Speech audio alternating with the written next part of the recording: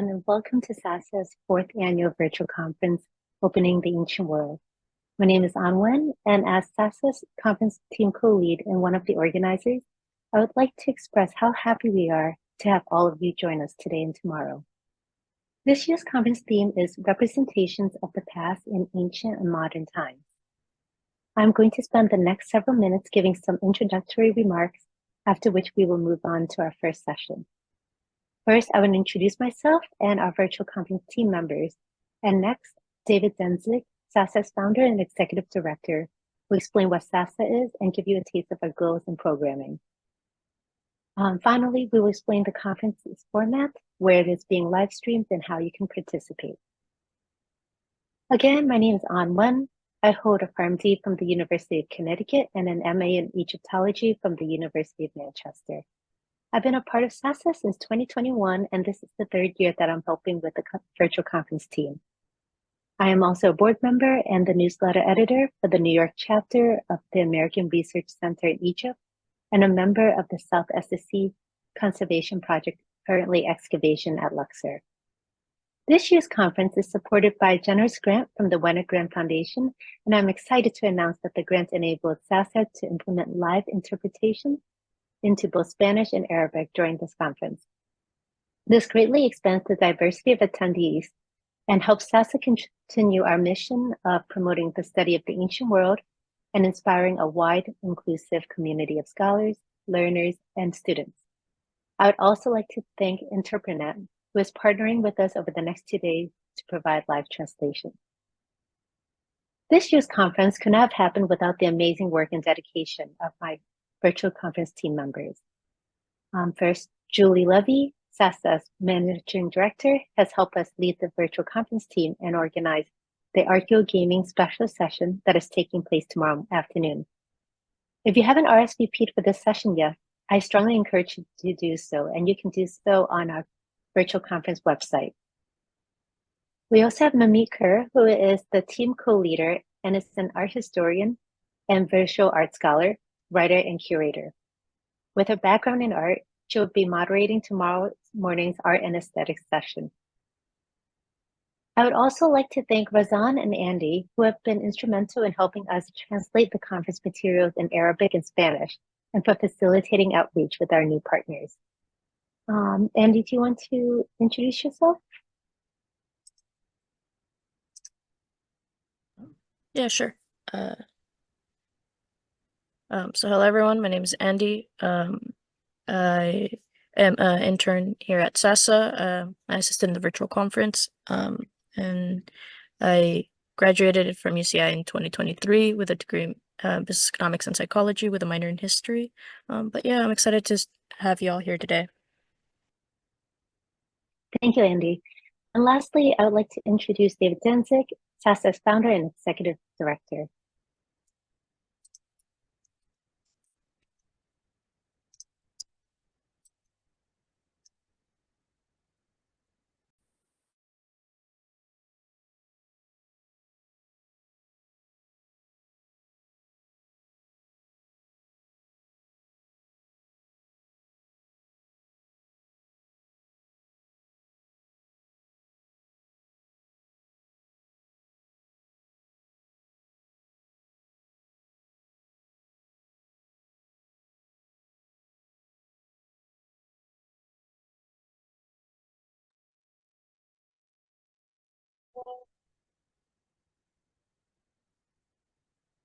Hello, everyone.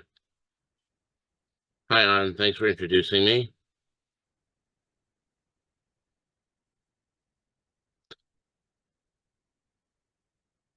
An, can you hear me on the live on the stream? Yep, I can hear you, David. Thank you for joining us this morning. Hello? Hello, everyone. Hi, An. Thanks for introducing me.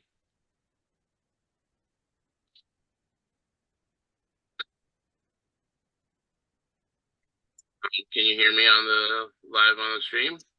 Yep, I can hear you, David. Thank you for joining us this morning. Hello? Okay. Hello, everyone. Hi, An. Thanks for introducing me.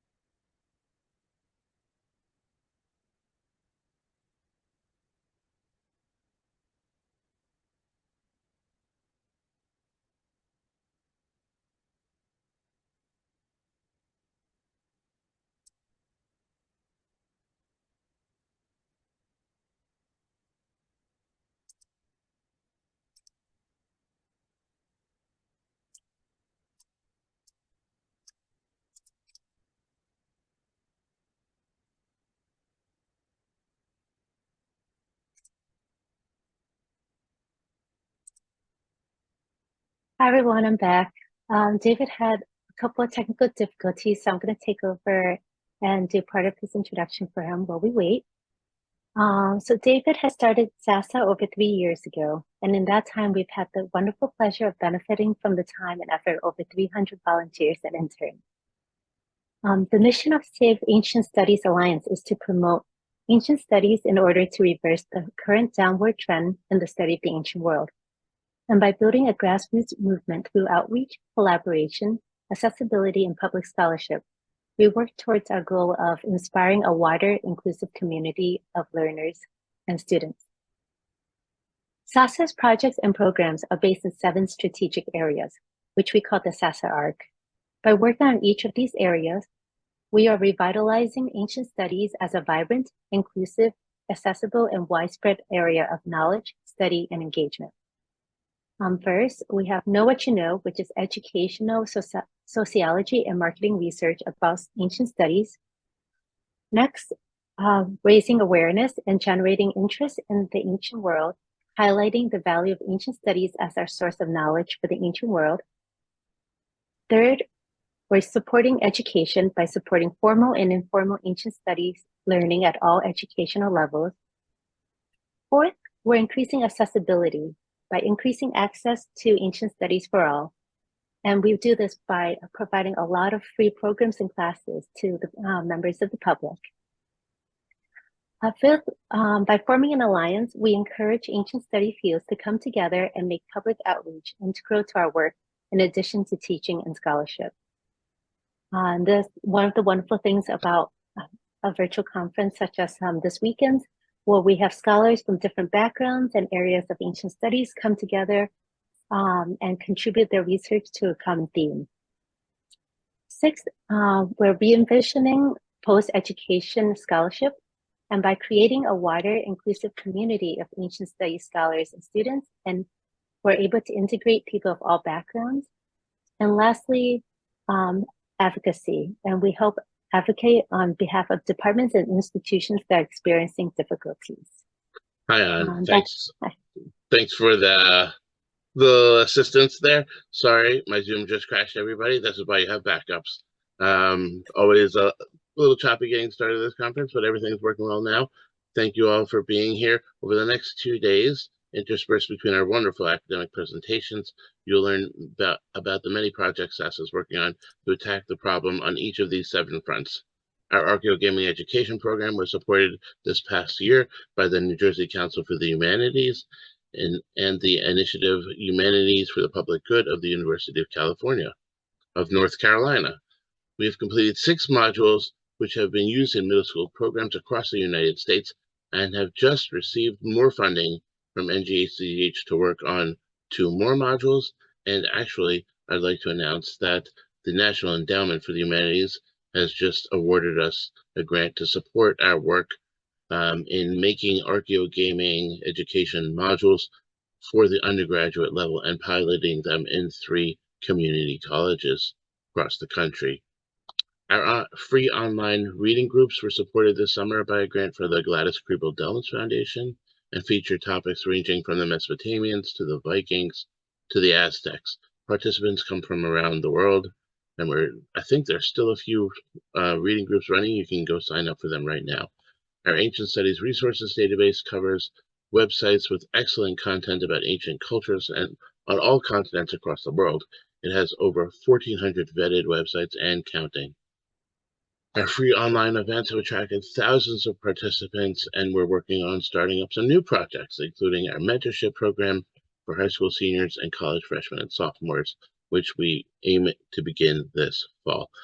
I encourage you to read our 3rd annual report on our website to learn more about the wonderful things SASA has been doing. Now, I'd like to explain a little bit about the SASA virtual conference.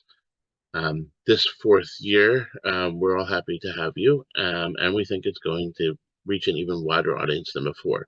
The conference is intended for all ancient studies scholars and anyone interested in the ancient world.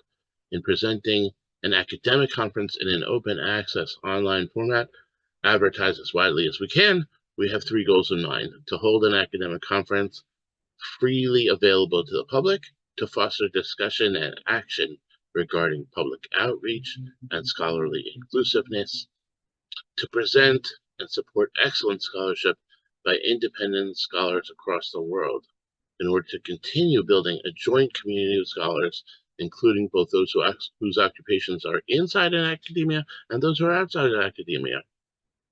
As An mentioned before, the topic of this year's conference is representations of the past in ancient and modern times. Let me explain what that means a little bit. While the issues of reception, representation, and the use of the past in modern times have been hot topics in recent decades, there's a whole burgeoning field called reception studies. This has been mainly the case in connection with Western colonialism and contemporary mass media representations of the past. This narrow focus, thinking about representations of pasts, misses the universality of the cultural exercise of representing the past and connecting with it.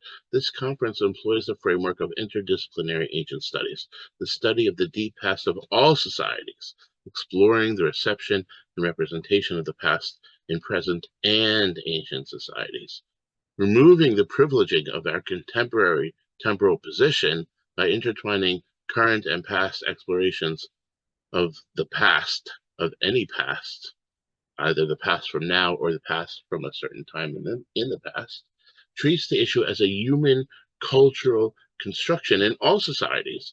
So over the next 2 days, in addition to our 3 wonderful keynote speakers, we're excited to have 20 presenters who will give academic presentations about representations of the past in ancient and modern times. Our presenters come from numerous spheres of life. They are independent researchers, PhD students and candidates, university and community college lecturers, high school teachers, archaeologists, and art historians. Before we start the conference, I'd like to go over the schedule a little bit so everybody will know what to expect going on. An, would you mind sharing the schedule if you could on your screen? So the way the conference works is that there are 3 types of sessions. There are presenter sessions, keynote sessions, and special sessions. The presenter sessions are the bread and butter. They are our presenters talking about their scholarship. Each session is 30 minutes long. About 20 minutes is scheduled for the presentation and 10 minutes for Q&A. The keynote sessions last an hour and also have feature Q&A at the end. And then there's one special session that's going to take place tomorrow about archaeogaming. For each of these sessions, we ask everyone who is viewing to actively participate in the session. And the way you can do that is by submitting your questions and comments in the chat box wherever you're watching the conference, and then they will be posted to the presenters at the moderator's discretion. Also, please feel free to discuss the conference on Twitter or X using the hashtag OAW conference. That stands for Opening the Ancient World. And let me explain the format of how we present this to you. The conference is live streaming to you through a number of different channels. You can be watching this on SASA's webpage, saveancientstudies.org/virtual-conference, but it also is streaming on SASA's social media, Facebook, YouTube, Twitch, and our Twitter, and also on our wonderful partner social media pages, Digital Hammurabi's YouTube, World History Encyclopedia, Voices of Ancient Egypt, World of Antiquity, Perhe Studios, New Classicists, History with Kaylee, and Historia en 5 Minutos. We thank our live streaming partners and applaud their role in bringing quality ancient studies content to their viewerships. So, welcome to the conference. We're so happy to have you all here today. Please pop in and out of the conference all day, today and tomorrow, and join us wherever you are watching. I'd like to send things back to our moderator, An, and we'll get started with our first little presentation.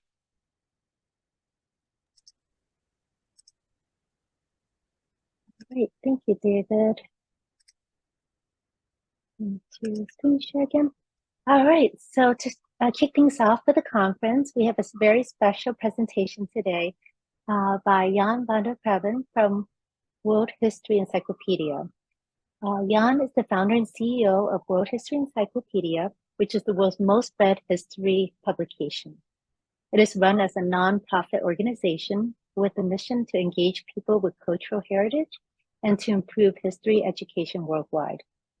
Jan has worked in the field of history-related digital media since 2006 and holds an MA in World Studies from King's College London, as well as a BA in journalism from the University of East London. And so thank you, Jan. You can start sharing your presentation now. Excited to have you here today with us. Thank you for having me. It's an honor to be here and to be the first one to present, which is always a little bit daunting. So here we are. So I'm gonna share my screen right now, which I think should be the case, and then start my slideshow. Right, so today I'm going to talk about translating at World History Encyclopedia. As David so kindly mentioned, we are one of the partners of Safe Ancient Studies Alliance. We've been partnering, I think, since pretty much the very beginning of the that initiative. So it's a great honor to be here. And today we're going to speak about translation. Now, I think this is partly topical because this is the first time that the Safe Ancient Studies Conference is translated into Spanish and Arabic. So that's why we thought maybe we can start talking about translation right now. I'm going to keep this rather short because I know everybody's really keen to get the history topics covered, the latest things from Safe Ancient Studies. So I don't want to take up too much time, but I'm structuring this quite simply into three sections. The first one is an introduction to World History Encyclopedia, so who we are and what we do. I am going to keep that as short as I can because I think some of you may have already seen something like that in previous years of this conference where I have presented. Then I'm going to talk about World History Encyclopedia's translation strategy. And finally, I'm going to talk about how we have embedded the translation strategy into our editorial review process by using technology. So I'm going to just start out a little bit about us. So World History Encyclopedia, as already mentioned so kindly by Anne, we are the most read history publication on the internet, and probably there is. We are run as a non-profit organization that launched in 2009. So this year, next month, actually, we are going to celebrate our 15th anniversary, which we're very excited about. Our mission is to engage people with cultural heritage and to improve history education worldwide. Now, worldwide is kind of the key word here for this presentation, because in order to reach people worldwide, we need to go beyond English. We launched the website in English because, of course, that is the language that, you know, it's kind of the most international language. But particularly in education, in school education, if we want to reach people all over the world, we definitely need more than just English, because students in particular are not necessarily at the level of English language speaking that they would want to look up history information for their studies in English, but rather in their own language. And on the right here, I have one of our little posters, History Grows the Mind. I think I preach to the choir here when I say that history as an academic discipline is quite uniquely positioned, I think, to help people with their critical thinking skills, in particular in relation to the present and the future, as well as where we come from. Because only if we understand the historical sort of trends that have occurred around the world, not just in our own countries, can we, I think, really understand where we are now and how we could build a better future. We have around 86 million views per year on our website from around 45 million readers on 4,000, almost 100 articles that are published on our website. And we've partnered with organizations such as Safe Ancient Studies, as well as UNESCO and others. We are recommended by Oxford University and the School Library Journal and many other publications and universities and schools as well. And it is particularly in the school system that we are used a lot as an encyclopedia, as a resource for students to learn more.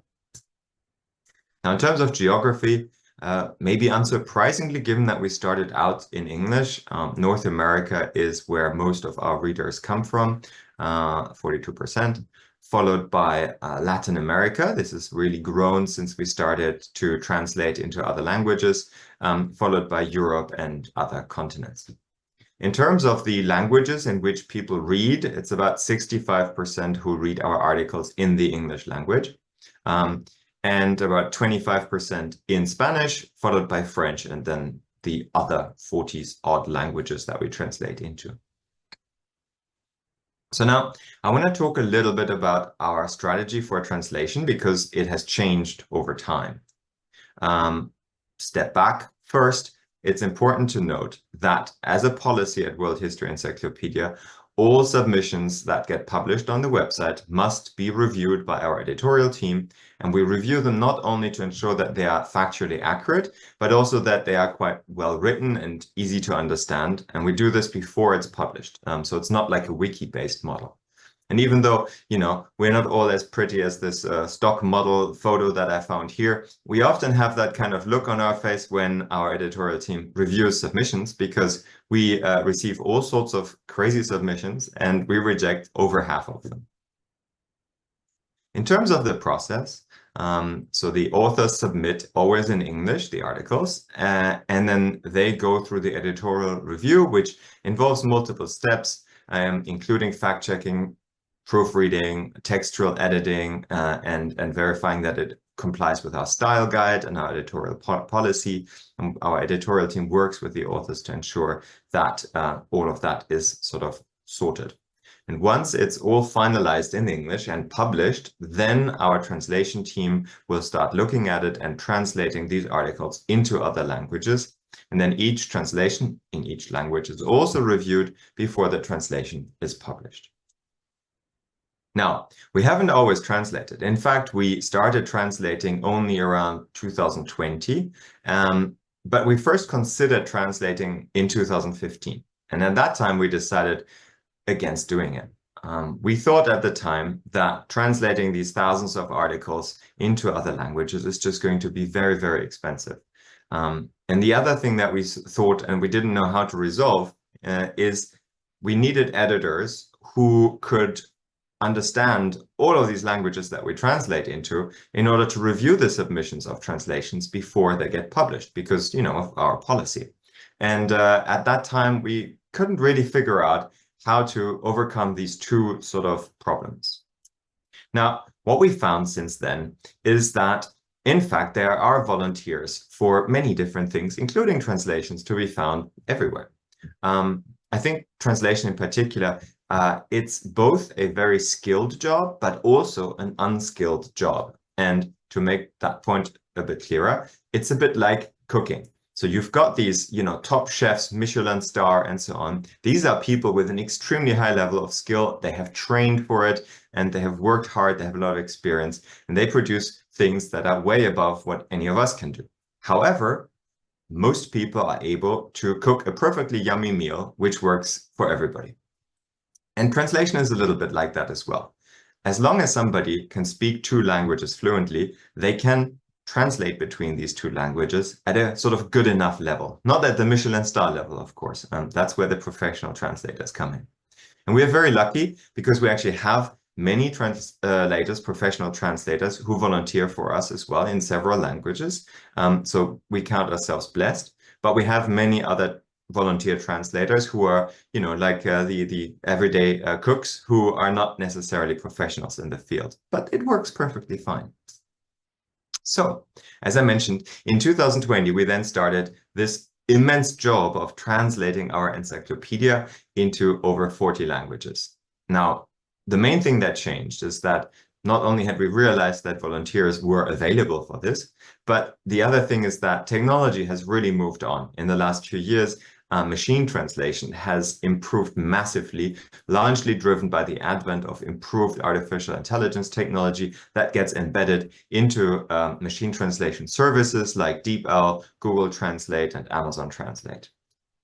Also, we got better ourselves. Our server technology had improved and our sort of expertise and skill at programming things.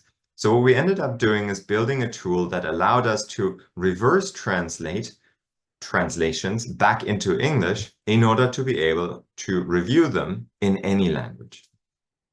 And let's look how that works. So first of all, we have a team of translation editors who are sort of dedicated to the review process.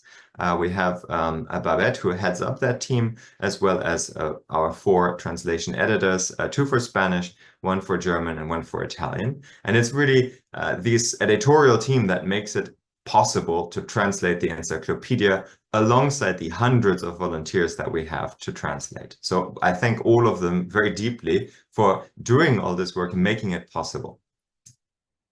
Now, when a translation is submitted to our website, it first gets sort of reserved by the translator so that we don't have a second translator who wants to translate the same article. That was something we ran into trouble with in the very beginning of the process. So we have this reservation process, and then once they have written the translation, it gets submitted to our editorial team, and it rests in this queue of translations, of which, there's a screenshot of what the queue looked like at the time when I made the presentation. And then once the translators have the editors have reviewed the translation and it's all good, then they will publish it and it will be visible on our website. And in order to do this review, we have this reverse translation tool that I mentioned. And this is a screenshot of one of our translations here. So you can see on the left-hand column, we have the original English article broken down paragraph by paragraph. Yeah, so it splits each paragraph apart. And then on the right-hand side, we have the translation of that article, in this case into Spanish, again, broken down paragraph by paragraph. And in the middle, what we have is the reverse translation from Spanish back to English. Now, we do have Spanish editors, so they don't necessarily need this tool. But for other languages where we do not have an editor who can speak this language fluently, this is the tool that we use to ensure that all the information in the article is represented in the translation in the exact same order, in the same paragraph, making sure that all the information is the same. And, with machine translation, it gets hard to tell sometimes if the prose of the translation is particularly nice to read or not. So that is a compromise we have to make with the languages that we cannot cover with our editorial team. But it's usually good enough to tell if it's decent. And, it's more important to us to ensure that the translations are there and we can reach people and provide free information to them in all of these languages than to limit ourselves by the size of our editorial team, which is quite small. And as a result, now we have translated around 53 translations at the time of making this presentation into 41 languages. That is by far not the entirety of our encyclopedia. There is still a lot of work to be done. But as you've seen, we reach now only 65% of our readers are in English, which considering that 4 years ago, 100% of our readers read in English is quite the change. And we actually expect that within the next few years, we will probably have more people reading our encyclopedia in languages other than English. Because the trend is clearly pointing in that direction. And it fills us with joy because it means more and more and more people around the world can learn about history free of charge, regardless where they are or what their economic situation might be. And that is the end of this little presentation. If there are any questions, I'm here. And thank you for having me. It's a pleasure to present. Thank you for that wonderful presentation, Jan. I definitely learned a lot, and I can't believe that you guys are translating 41 languages. That's just incredible to me. I do have a question. Sure. Are you planning to expand to any other languages in the near future, or will it determine on the volunteers that are able to help? It's basically determined by the volunteers. I mean, with 41 languages, we've covered all of the big ones and then many more. But it's basically down to the volunteers. The way it works on our website is that if somebody wants to volunteer to translate an article, they can just click a button that says translate, and then they can choose which language they want to translate into. and then it goes into the queue. And if it gets published, it might add another language. I think the most recent language we added was oh, sorry, I forgot now. It was not Afrikaans, but something like that. So, sometimes a new language pops up with like one translation. So it's really down to the volunteers. And if any of our viewers today are interested in volunteering to help translate, is there a link or anything that they can reach you at? Yeah, sure. I mean, you can go to our website, which is worldhistory.org. And then through the menu, you can go to contribute. And then there's a volunteer link in the main menu, through which it takes you to a page where you can see how to sort of apply to become a translator. It's pretty straightforward. Or you can just go on the website, find an article that you like. Underneath, it says somewhere like, if you want to translate, click here, and you can just do that as well. And our editorial team will get in touch with you with questions if they have any or feedback. But also, I just wanted to take this opportunity to say that we are also always very happy to receive contributions from the scholars and historians who are in the audience on the encyclopedia in English. So should any of you who are here right now want to share your research or your work essentially to a wider audience that is not necessarily purely academic, then we would be very we'd be very happy to have you contribute to the encyclopedia. It doesn't have to be a strictly encyclopedic article. We also publish things that go a little bit more in detail on various topics, really. And we have one question for you from the audience. You mentioned 5 people on your translation staff, but how many volunteers do you have and how do you handle different scripts? Right, so let me answer that one after the other. So first of all, in terms of the translation team, we have one full-time staff member who is on the translation team as essentially the head of translation. She manages all of the volunteers. The other 4 editors are volunteers who invest a significant amount of time into reviewing the translations.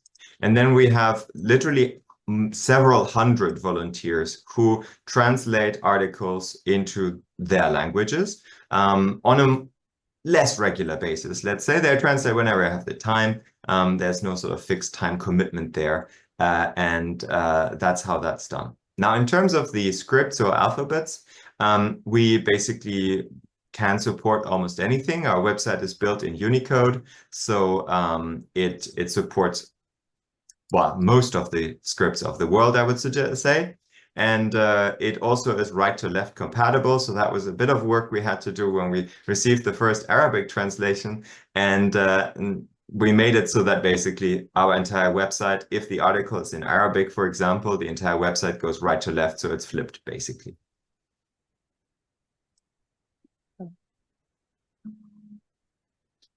It looks like those are all the questions for today.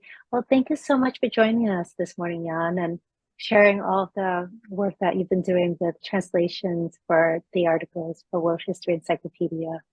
Well, thank you so much for the invitation. I'm really looking forward to seeing the rest of the conference as well. Thank you. Thank you. Have a great day. You too. Okay. All right. And now we're gonna, let me just share my screen. All right, and now we're gonna move on to our first keynote talk of the conference by Dr. Laura Castro-Rojo.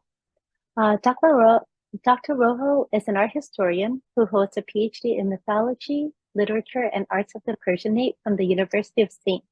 Andrews, Scotland. Dr. Rojo specializes in mythology, literature, and arts of the Persianate. Currently, she is working as a narrative designer and game developer. In addition to our academic and professional pursuits, Dr. Rojo directs a divulgación project called Las Plumas de Simurgh, where she shares insight about the history, art, and mythology of Iran and Mesopotamia. She is also a member of the research group Historia y Videojuegos 2.0. Unfortunately, Dr. Rojo was unable to join us in person today due to unforeseen circumstances. However, she was committed to ensuring that we didn't miss out on her insights and has pre-recorded her talk for us, which we will be playing for you this morning. And the title of Dr. Rojo's presentation is Under the Shadow of the Huma, Representations of the Achaemenid Culture in Modern Media. Hi, apologies for the technical difficulties we had earlier. This is David Danzig. I'm going to now start Dr. Rojo's keynote talk. We apologize that we had to first dub it over into English in order to allow our live interpreters then to interpret into Spanish and Arabic. So let me get started right now. Hello, everyone. Salom, everyone. How are you doing? I'm Dr. Laura Casarroyo. Let me screen share.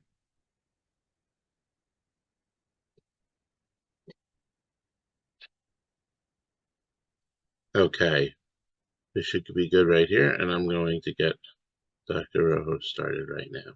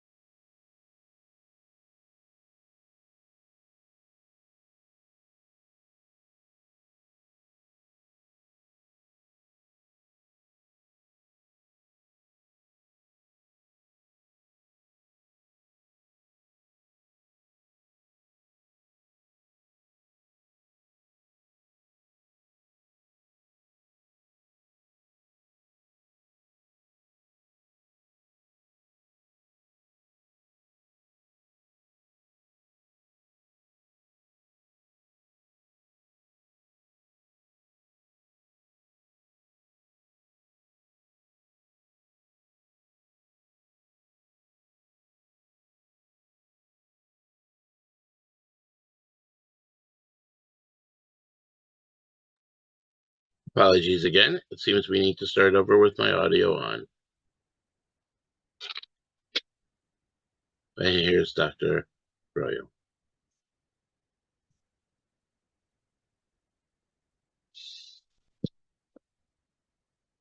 How are you doing? I'm Dr. Laura Casarroyo, also known as Pluma, in this world of Internet of Things. It's a huge pleasure to be here collaborating with SASA and being one of the speakers at this event that I found so fun and so interesting at the same time. I would love to begin by thanking the organization for them contacting me and offering me to be one of the speakers, because they showed a big interest in my job, which I'm greatly appreciative for. And it also allows me to do two things that I really love. One of them is talk. I love to talk. And the second one is talk about things that I'm passionate about: history, art, and video games. And also, I am very excited to be joined by so many amazing colleagues, professionals, and friends. So thank you very much to the rest of the participants, to all of you who are listening to me, and the rest of the speakers who will be in this conference. Gondor asked for help. Rohan absolutely responded. So we will do a small introduction about what we're going to look at the next minutes. I'm not going to commit to a number of minutes, because every time I say we're going to talk about for about 45 or 50 minutes, I always go over. So we're going to talk about this topic. Let's Ahura Mazda and their desadas decide how long. But this is going to be very interesting because it talks about us as a society, as consumers of video games, as consumers of history and history of art, as a public with the product as first representation that I have here surrounding me, we're going to be speaking about how the ecumenic culture was portrayed in modern media. Not only are we going to speak about video games, why only stop at video games when there are so many things? We're going to be discussing comics, films, video games, of course. And we are going to discuss not only ecumenics as such, but also the ecumenic dynasty. This discourse won't be so much focused to historical precision or accuracy with which these products were developed. Why stick to a truthful or real discourse? We're going to be speaking about what does a product need to have to be considered ecumenic, the modern aesthetic to refer to an ecumenic culture, and how many intrinsical messages are there, good or bad, or portrayed with this awful thing called Orientalism. When I do my lives, many Thai people who are watching me count how many times I mention Orientalism. And every time I say the word, I have to drink a sip of my tea. Since I've already said it many times, let me take a few sips. If you want to do that alongside me back at home, please do so. We are also going to be focusing on the most known iron cities. Any excuse is a good excuse to talk about the Achaemenids. And in general, we will begin by mentioning that the ancient world is wildly popular. Not only the Achaemenids, but the ancient world is quite popular. It's a historical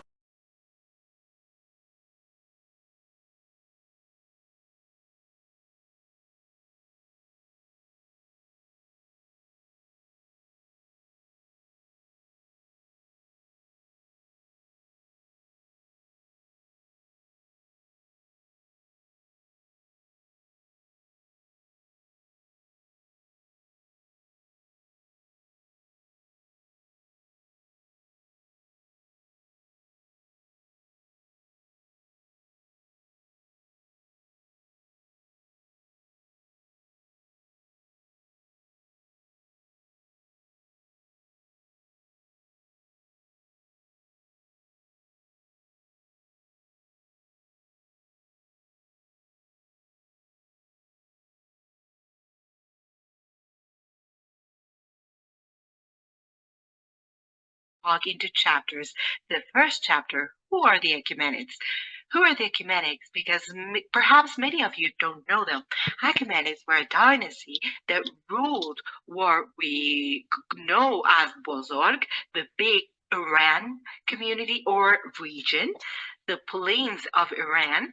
And we're going to say that this is in the 6th century of the Common Era. We're not here to dwell into controversy, but this is known as the founder of the Achaemenid dynasty, Tero II the Great. It's quite discussed whether this is very much Achaemenids or very little Achaemenids, but we have no doubt with Darayapush first Dario first, who is the founder of the dynasty. This family, this dynasty, was established in the region of current Iran, and they were expanding, reducing. This was a mobile or dynamic empire until something happens in the 4th century before the Common Era.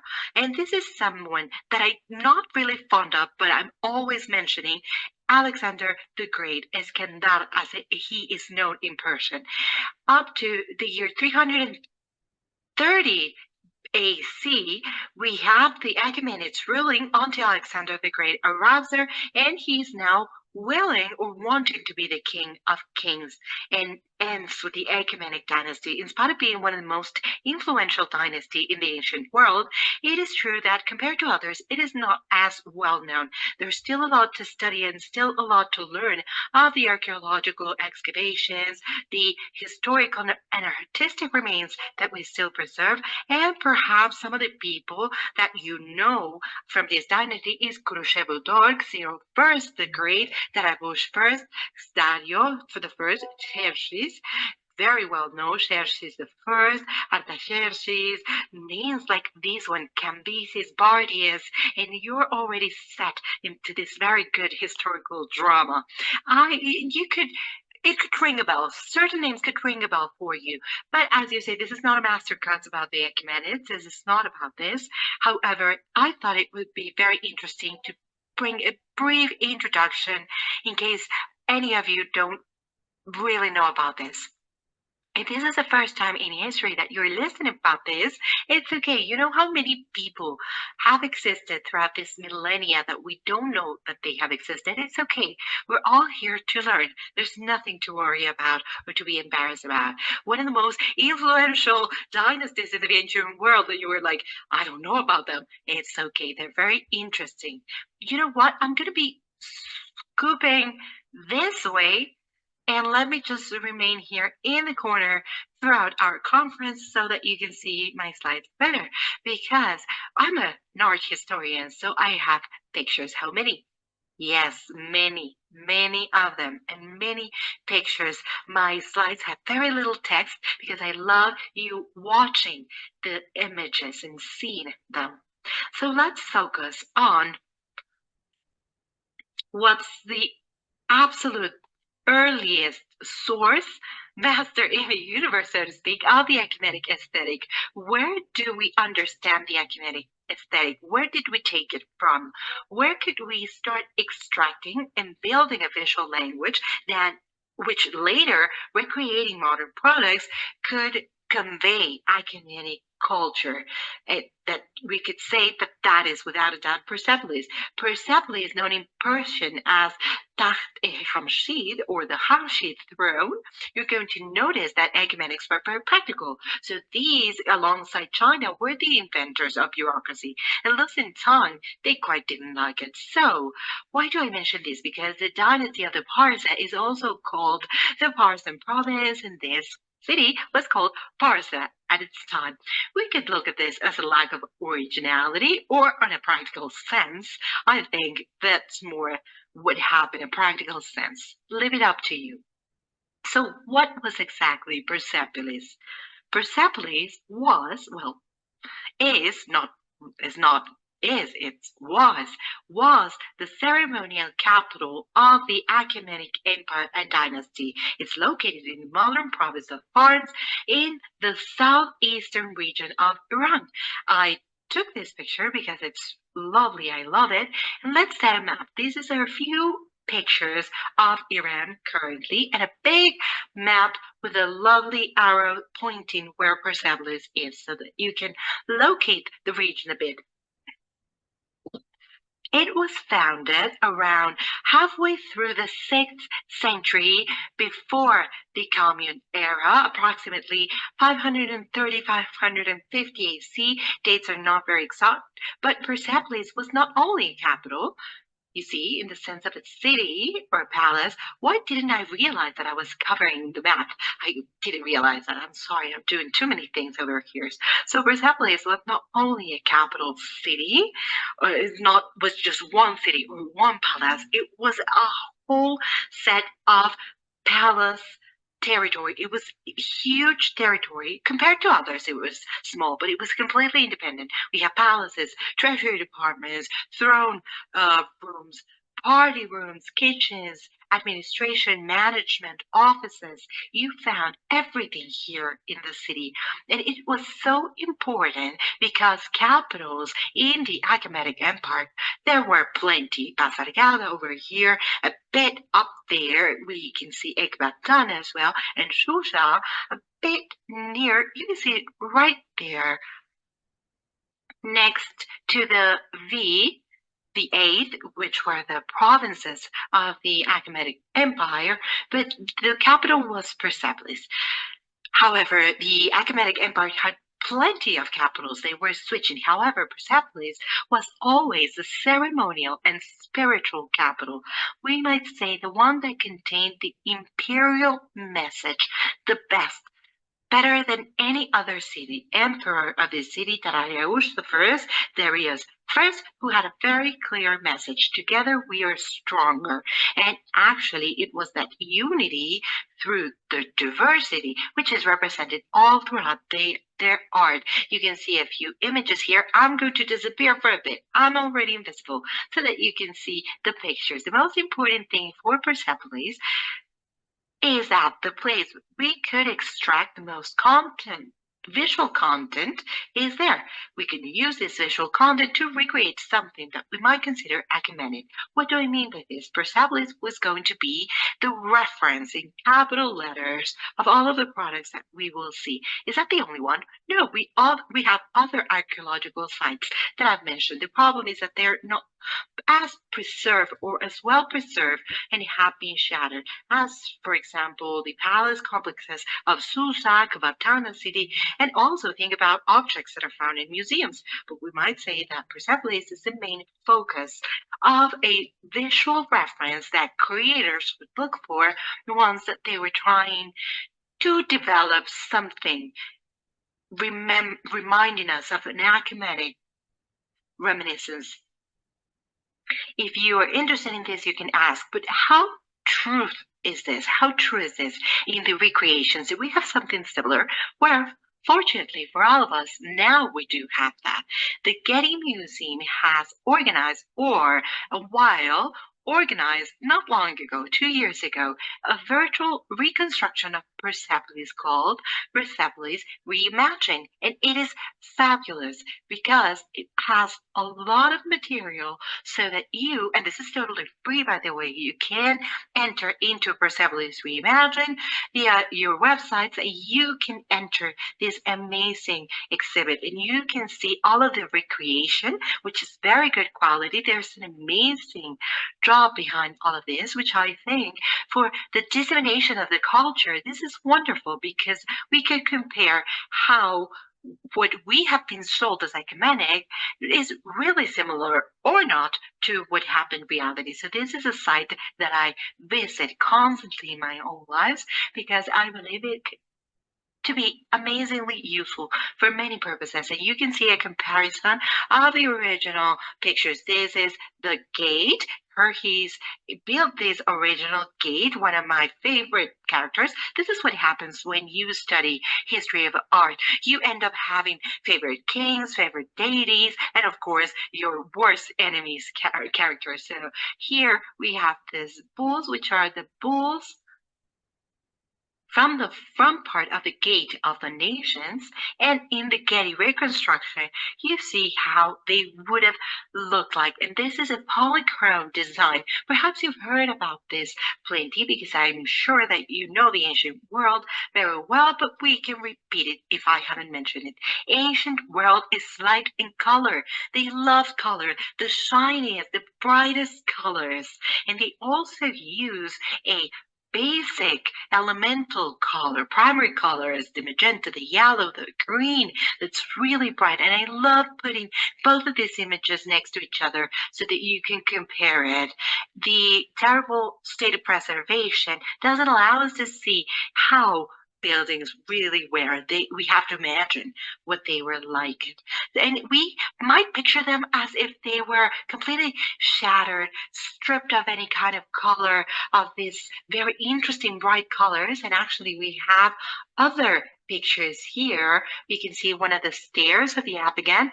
And these are two images of Getty itself. Let me just disappear for a second. And I'm invisible now. This is one of the images of Getty. And if you click in this little rosette at the center, it could show you the bigger picture. And of course, this is joined by historical texts that could explain a bit about what you're looking at and why does it look this way. And Getty doesn't pay me to advertise this, but this is very well done. This is incredibly beneficiary that we have it. Those of us who dedicate or work with Iranian culture to see how it was truly the case. You can see this red column painted with red, but this was like a red. I mean, this is not just like a crimson layer or thin layer. This is a bright red that really pops to the eye.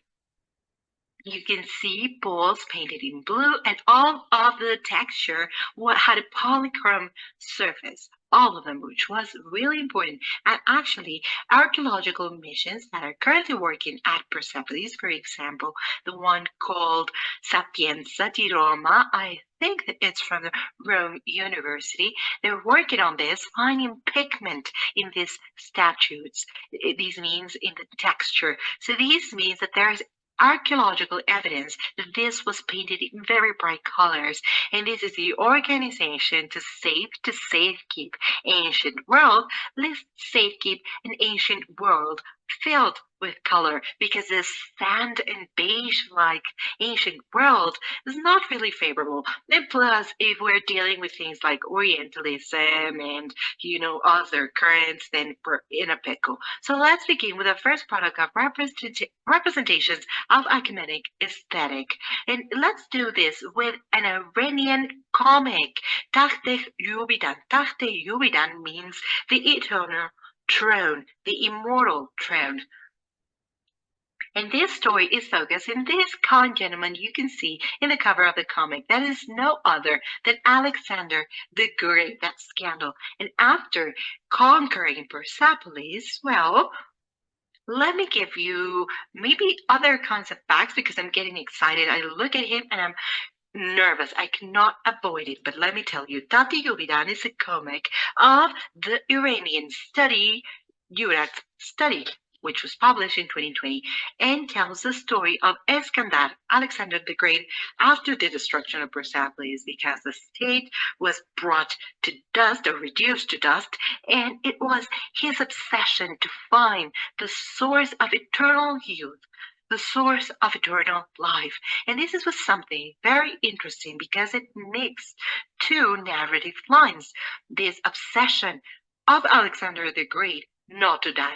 I am sorry, I don't control Iskandar's figure outside of the Iranian context, but in the literary context was like the RPG players, the main quest. The main quest is his mission. Iskandar has a lot of books written about him, and he spends his life searching for the source of eternal youth and how not to die. The comic, and it sounds a bit stupid, this issue or this idea, how not to die, but that's what he does.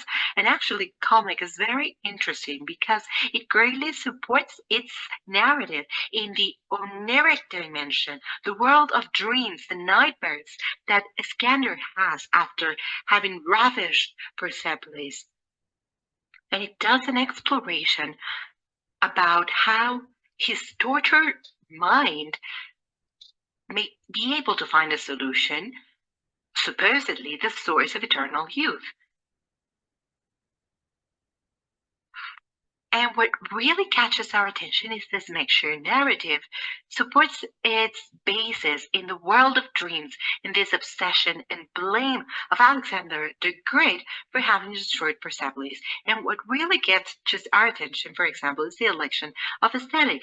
You can clearly see that there has been an observation and a direct copy of the real structure at Persepolis. Here, for example, you can see that right next to it, we have different ministers. I'm sorry, not ministers, ambassadors that are here presenting offerings to the King of Kings. I'm disappearing once again. Here you can see how they take all of the depictions, and we can see a King of Kings in the throne in between two columns with this famous bulls. Not only from Persepolis, but the one you have in the real photography, that is at the Louvre. That is not Persepolis. However, it's from Susa. But so that you can see something that's pretty well related to the ecumenic world, the bulls. If we go back for a bit, just a bit, not way back, here, we can see how the comic's cover is already providing so many details about the narrative line. And of course, none of this is innocent. All of these products want to send a message. Persepolis is completely destroyed, and the element of ruin is very important. The role of ruin, always surrounded Iskander, is fundamental. That's the main focus of the narrative. Ruin, this ruinous state of the city can be due to two reasons: that they're literally copying. Here you can see that with this door, it happens. It's like that. Even the parts that are missing in the upper right corner, for example, there's a small piece that's missing from there. And in the cover of the comic, you can see the exact same detail. Is the same fragment that's missing. So this was Alexander in a natural state, a natural observation, and a very clear message, which is Alexander was savage.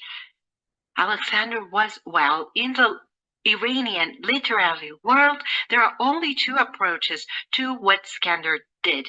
One of these approaches was that he was a hero, the same size or level than other heroes which appear in the epic literature. For example, Feridun, the King of Kings in the Book of Kings, Garshob, he's an hero as well of the Zoroastrianism tradition. They're people who place Alexander at the same level, relevant, and other people who don't. There are people who think that Alexander could have just stayed home, just keeping the package of matches before releasing it in Persepolis. But the destruction of Persepolis was not only a destruction, it was a fire. This is a stone that burns really easily. And this kind of stone still have several marks of this fire. And if you anytime have the chance to visit Persepolis, you can see the limestone that really makes up the context and the territory. You can see these white lines that stretch all throughout the limestone there. And this is quite evident or it's a very strong archaeological evidence of what happened there. And as you can see, this comic references to Persepolis are based on archaeological studies and sites. And with this, what I mean is that by being Iranian artists, that they have more access to archaeological remains at Persepolis, because all of these pictures I've taken it from the internet, and there's very good quality pictures from it. And I think archaeologists wanted to emphasize the archaeological ruins of Takht Mashid, and it is possible to an easier visual connection with the audience. Horak Studios know that the people who will be reading the comic are Iranian, and it is more simple to connect with images that they've already set in their cultural, imaginary, or unconscious, such as the bulls over there, or, for example, the representatives of different embassies bringing offerings to the king. As I said, this could be considered historicist content more than historical content, because it is a fiction story showing us the dreams of Iskander. But I think that it was very interesting to go to the original source and copy it. And I'm saying copying it not as something negative. That's not negative. Copying an archaeological site that you want to portray as accurately as possible, because it contributes to the narrative that you're using, presenting a completely devastated Persepolis under the hands of someone who has a doubtful reputation, so to speak, in the Iranian world. We won't be giving out notes. This is not a casting. This is not a contest. I do not wish to mention that something was good, was bad, but it's true that there's a message. How can I explain this without listening too strambotic? All of the narrative has a message behind it. There is no innocent narrative.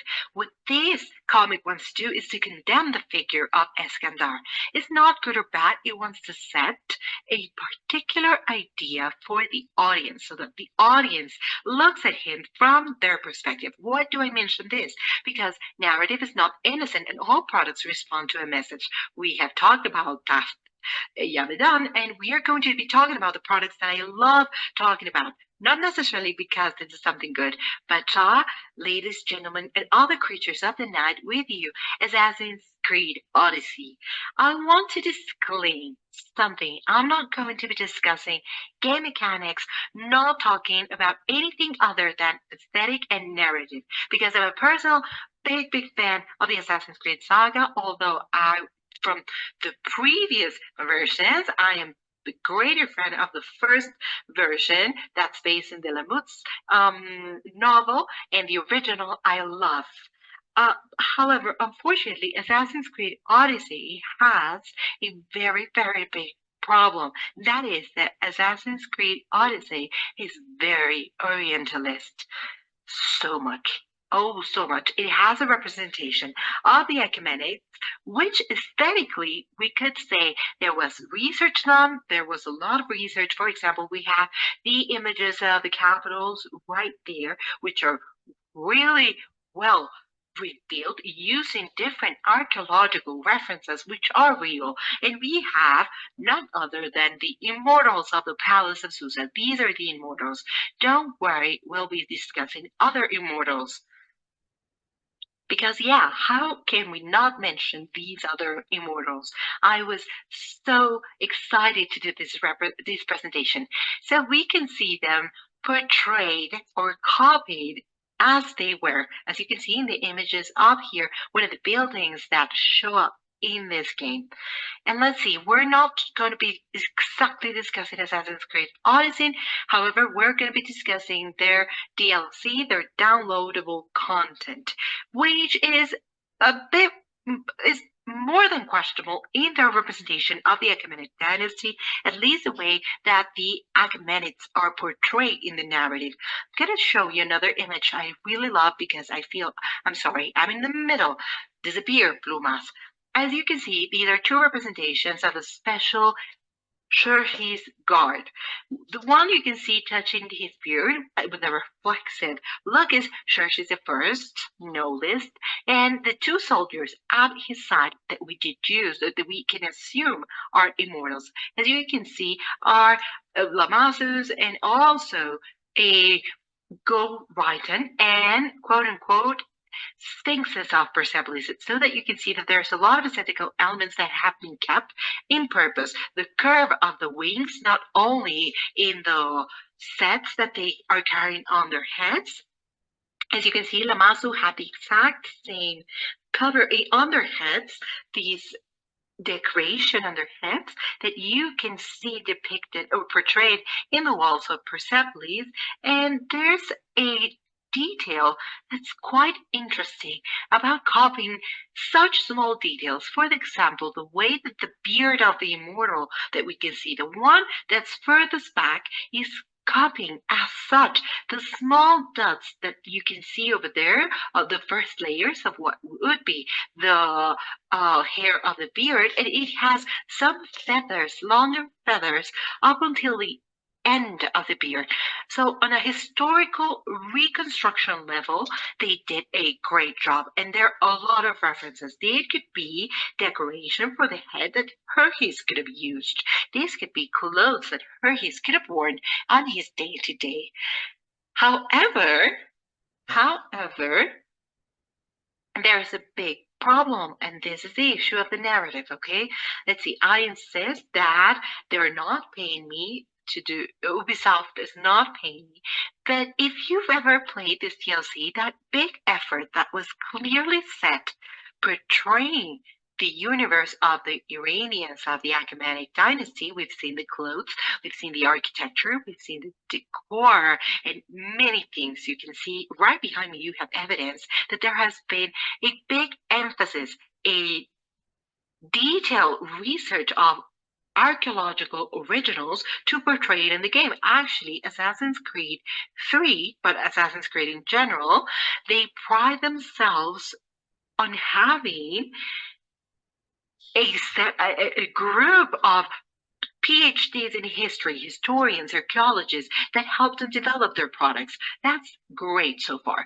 However, what happens, it might seem that all the effort went to the artists, because when we go to the narrative plane, let's say that the Achaemenid dynasty being very, very well portrayed, very well portrayed, not so much. And this is one of the first products that I find a bit dangerous. Why? Because you're probably thinking on another one.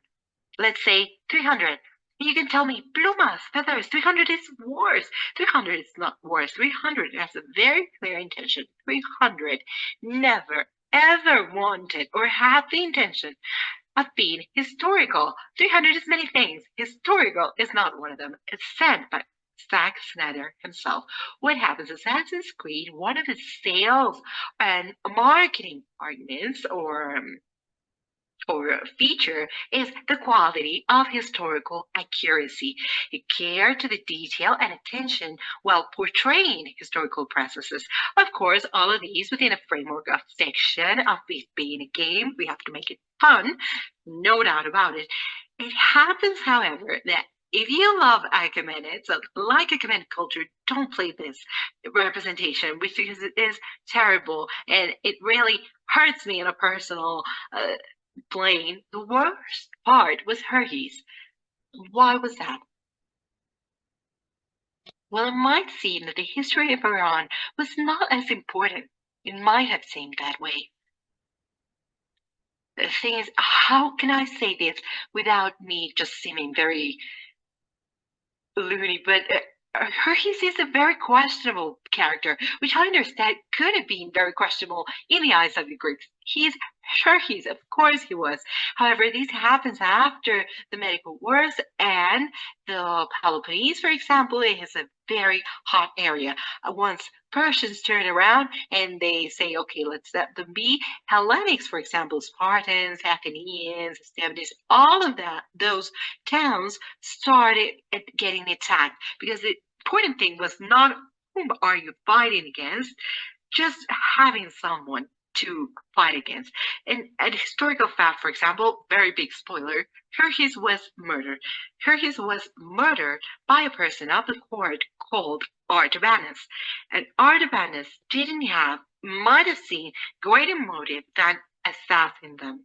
Because I think he said, I would be very much good looking or more good looking than you with my crown on, because according to these beautiful images that you can see, the narrative wasn't as faithful. I insist. The Greeks, for example, are not very well portrayed, and they fell into one of the worst Orientalist cliches, cheers, which is the issue of the Asian villain, the Asian tyranny, this someone who's here to steal our freedom, our democracy, and everything that makes us free. Ma non troppo, not really. It is very interesting, really. I could spend hours talking about DLC because I find unbelievable in a good sense that they are keeping a narrative of it.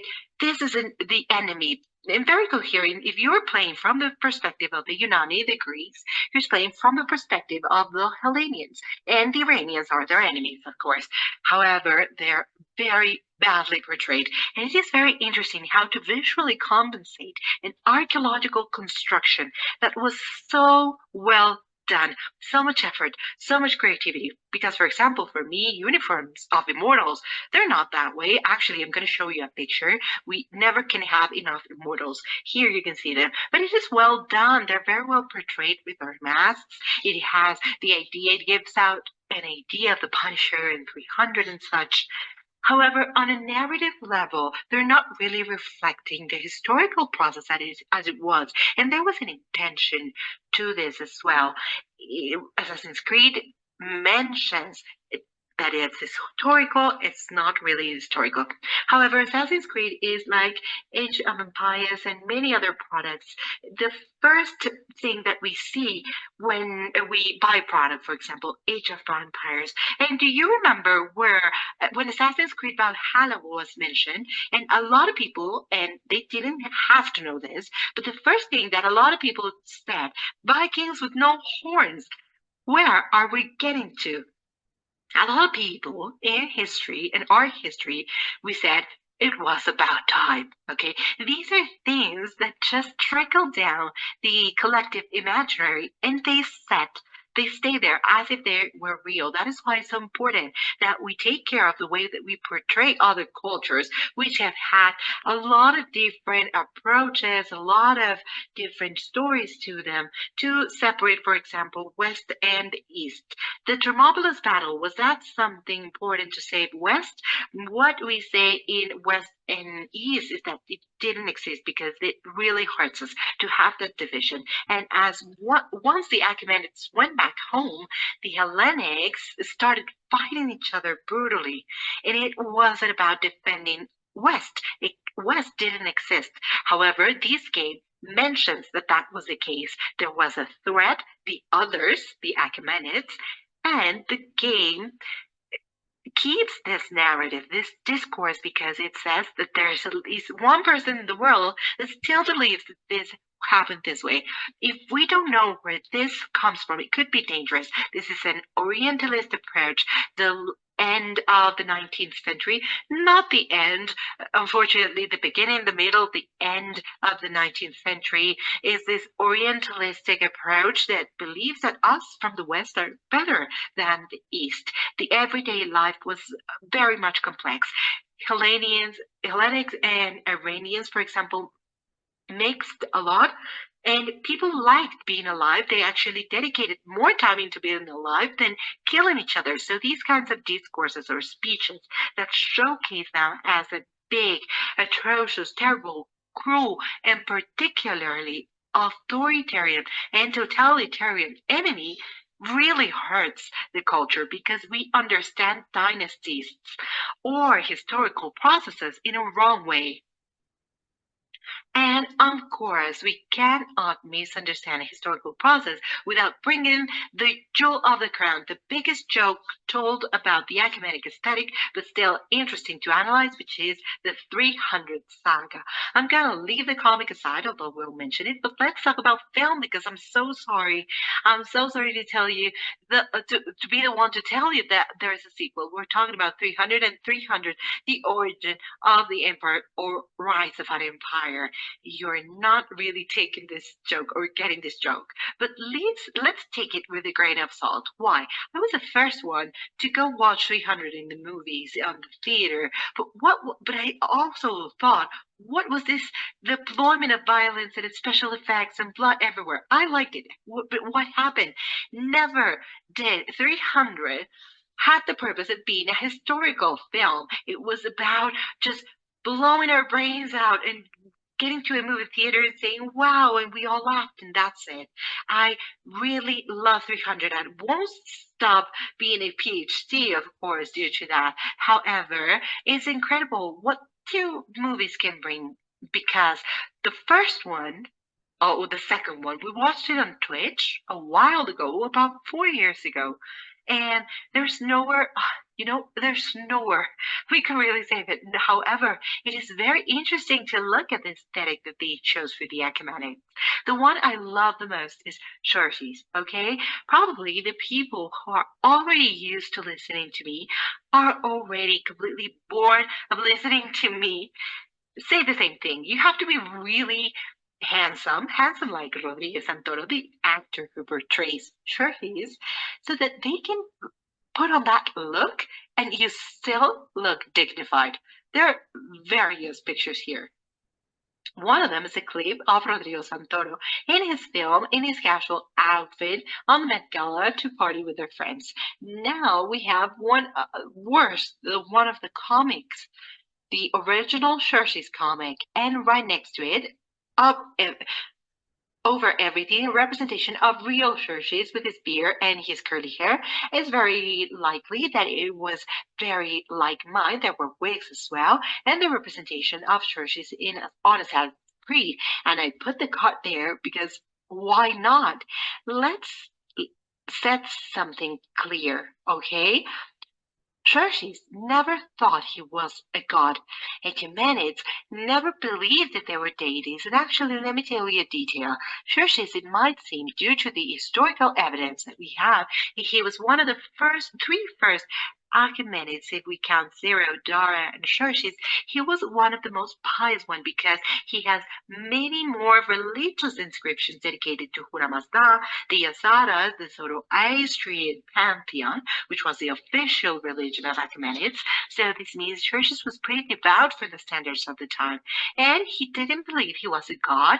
However, 300 is perfect because it exactly reproduces this very negative and orientalist stereotype, cheers, that we still drag from thinking that this is a big villain, big Asian villain coming to destroy the values of a democratic and free West. That is what the party wanted to, the film wanted to convey, and it did it very well because this didn't have the intention of being a historical product. They wanted to convey a message. We are the West, right? And this was written and produced and filmed under the context of the Iraq War, where there was still a need to reinforce the feeling of us from the West. 300 Spartans really taking in this wave of Asian tyranny that is coming over us, and we start to set not only Asian features but also Muslim features because they have nothing to do with Islam. This happened in the 5th century before the Common Era, right? So almost 400, almost 1,000 years before Muhammad had his revelation and Islam became a religion, okay? We're talking about almost a millennia of difference. However, these association of Orientalism with Muslim element in an oppressive way, contrary to the Western values. That's exactly what 300 is fighting for. And it is undefendable, of course. It's no joke. But that's their intention. That's what they want to convey. So I said a lot of fun things. One, aesthetic. As you can see, the Achaemenid aesthetic is still pretty much reinforced on lions and bulls, and then the immortals, of course, because we have to put immortals there. This mixture between Sub-Zero Scorpio from Mortal Kombat or Ninja Gaiden for those of you who are a bit older like me, so you can understand what this is going to. There's no intention, but you can see some of the details. For example, here we can see the representation of the lion of the Raven, or this is from the first film, and I have to show you the first film actually made me very happy, brought me a lot of joy. I enjoyed it a lot. I still enjoy it when I watch it, but the second one, the second film, there is no way of picking it up because it doesn't even make sense because it talks about the Battle of Marathon and Plataea, and it talks about the massive face. You know, this is unbelievable. And I said some references. That is where Xerxes is. So that's allegedly Persepolis. You see that it has very little to do with the Persepolis I showed you. But you can see that there are a few details, the sphinxes, and what's behind Xerxes. I thought there were bulls, but I don't see it to be it. Perhaps a bull with filed horns or a dog. You can see the red columns there. I don't know whether you can see them right underneath. Perhaps I can point it out right here, here, here. That's where the red Persepolis columns are, which really caught my attention. So look at that. What are they? I have no idea. That over there, that broken capital, I don't know what that is, but 300, I believe, is quite an enjoyable product. However, with a pinch of salt, looking at it, understand that this is not historical reality, and there was not such thing as this Asian giant, because audience, let's always remember that Persians, every time Persians turn around, Iranians are always right behind them. It wasn't a purpose of uniting with the enemies, just as long as they pay us just for a small period of time, and that's it. And to close, I have here some conclusions, and let me disappear again. I want you to look at the size of the capitals of the bulls. As you can see here, we can see the bulls passing by, the huge size. These holes that you can see there, they could have had another piece potentially made of stone or other potentials such as ivory or metal, something shiny, because the ecumenics wanted to have bright and shiny things. And conclusions that we could learn. There is indeed an ecumenic aesthetic that is based on the archaeological reference of Persepolis, and it greatly influences specific visual archetypes. For example, bulls, lions, and buildings with columns, and archaeological remains such as the capitals of the bulls here, or capitals of other beasts as birds, bisons, for example, and once again, lions. Second, this aesthetic is not always linked to an historical research to find out what's behind all of these details. It's only portrayed as if it were, well, that's what they had, right? And it is interesting because you start researching, for example, the archaeology because you want to portray Achaemenid culture in your comic, your video game, your product. You could read a bit about the Achaemenids and stereotypes. Look for yourself whether stereotypes exist or are just mere stories. So we are improving the way we portray Achaemenids. Exhibitions such as the Getty's Museum, for example, help us to expand a vision of this historical discourse without dragging these horrible preconceptions of Orientalism. And speaking about that, cheers. That it might seem that we have eradicated that. However, we still have that set well in our culture. 300, for example, is very clear about that, saying we are the best. We, okay, beware, beware with the people who use we to talk about historical past. If you weren't alive, there is no we that is valid. I wasn't in the Battle of Thermopylae, and I assume that none of you were. So if you were, please send me an email because I have a lot of questions. However, we have to be very aware of the products we are consuming and open our minds to other historical realities that haven't had a lot of representation right now and are subject to a lot of negative stereotypes which promote the world being an unfair side. This is separation, for example, the West and the East is not true. So I invite you to read a wonderful book called Orientalism from Edward Said. You can look at it or find it on any library or any site, Amazon, Casa Libro, your local library, wherever you want to look for books. And I would like to end this presentation by thanking once again SASA for having me here in this event. I hope that you enjoyed this presentation. Let me go up a bit. Did you see the magic of the OS? Thank you so much for the organizers. To the organizers for inviting me. I spent a great time here. I hope that you enjoyed it as well. My name, as I mentioned, is Plumas, and I have a project of bilingual information dissemination, Spanish and English. You have my contact. You can find me on Twitch mainly, but also on Discord, on Patreon if you want to help me out. And you have my contact information right there on the screen. Salsa, thank you so much. I would have loved to be here live to answer to your questions and talk to you a bit, but it's something. We learned something of one of the most influential movies of the 90s, Jurassic Park, is that life finds a way. And as life opened itself before me, I wasn't able to be there under the circumstances which I cannot change. However, it was a great event. It was a great pleasure for me to be here with you. I hope that I see you soon. Big hugs, and as you say, and as we say in Persia, Khodafiz.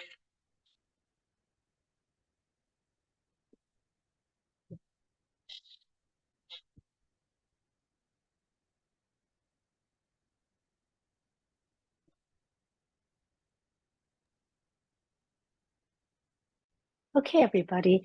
I hope you did enjoy the video by Dr. Rojo. And we are aware that there were some technical difficulties with buffering the video halfway through. I would like for everyone to know that the video will be posted on SASA's YouTube channel following the conclusion of the conference this weekend. So if you missed any parts of it, or if you would like to refer back to the video and get Dr. Rojo's email address, you can also do so on Tuesday. Okay, so I am going to share my screen again. And I'm going to start with our first session for the conference, which is Modern Projects on the Past. And this panel is organized around the modern reception of ancient tradition, from physical archaeology on gold in Sudan to literary archaeology, translating the steps and Viking past into modern fiction. Our panelists this morning will explore themes of current projects that connect us deeply with our history. And our first speaker for the session will be Dr. Yulia Buka. And this paper was by Dr. Buka and Huda Maksub al-Bashir. Huda is a Sudanese archaeologist and has worked as a museum curator at Khartoum. She is a specialist on Egyptian and Nubian pottery from the New Kingdom and has collaborated with Dr. Buka and her projects inside and between Atab and Perka since 2013. Huda has also participated in several workshops and conferences on Sudanese archaeology, both in Sudan and internationally. And we also have Dr. Buka here with us today, who is a professor of Egyptian archaeology and art at LMU Munich. She holds a PhD in Egyptology from the University of Vienna, and she was a researcher at Humboldt University Berlin, University of Vienna, and the Austrian Academy of Sciences. Her specialty fields are Egyptian field archaeology and material culture, and her current research focus is on cultural diversity in the Nile Valley during the late Bronze Age based on material remains. Dr. Buka conducts excavations in Egypt and Sudan, both at funerary and settlement sites, especially at Luxor, the SASA, and between Atab and Furka. And today, Dr. Buka will be presenting the Munich University Atab to Furka Survey Project 2018 to 2023, Archaeology, Gold, and Landscape. Welcome. Yeah, thank you so much. I hope the audio is okay. Okay, I will start sharing my screen and then we hopefully can immediately.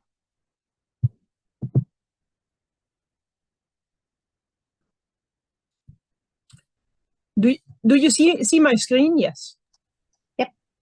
Okay, wonderful. Thank you so much.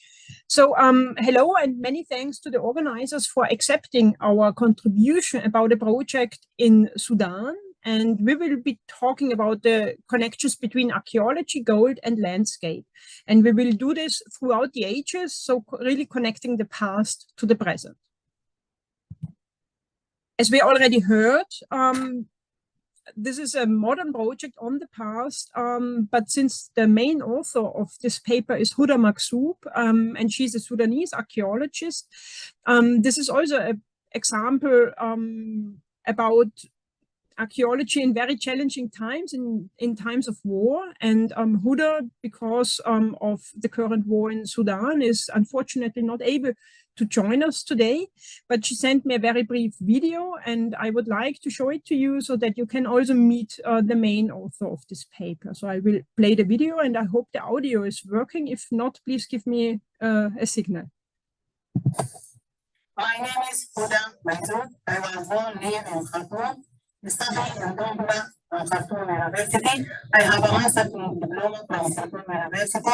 And also, before that, I have mentioned history diploma from University. I work archaeologist curator from National Coordination for History Museums, the National Museum. Also, I work with different missions from different areas in Sudan. I would like science, ancient, where for this conference today.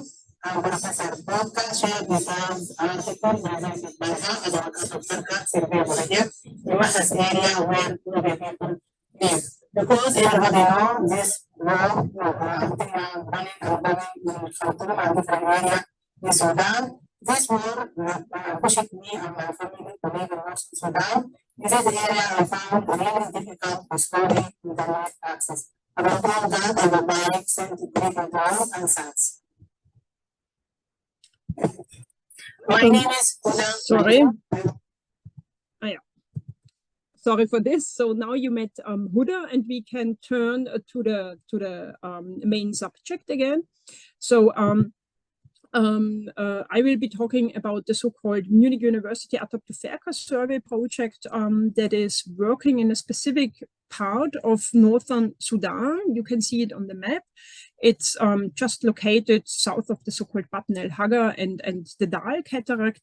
We believe it's a kind of a contact zone throughout the ages between different cultural groups, and it's really something that we can call a kind of a border zone because of the natural topography and the environment. This is why it's from the archaeological point of view extremely interesting.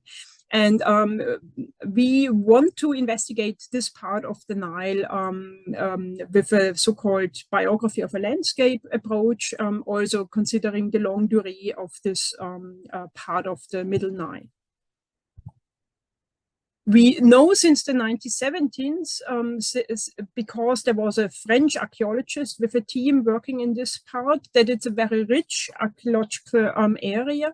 We have several hundreds of sites. This is just a brief screenshot of our GIS database, where you can see that we have more than 300 sites. A lot of them have been surveyed already or documented in the 1970s by André Villard. We have relocated most of them, but what is most important, we have also documented additional sites. So you really see it's worth to go back into regions where there have been previous archaeologists working.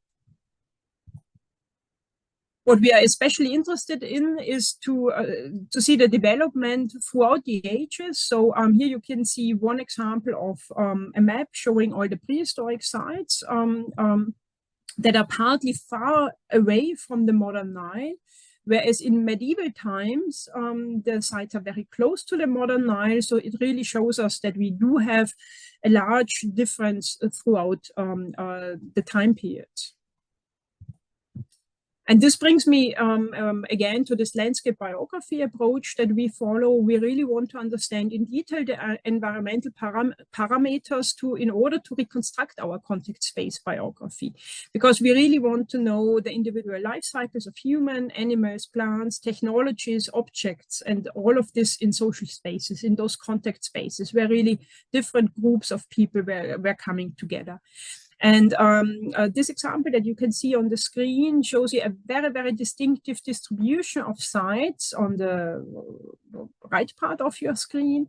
I hope you can see my mouse, is where you can see those Bronze Age sites, so from the 2nd millennium BCE.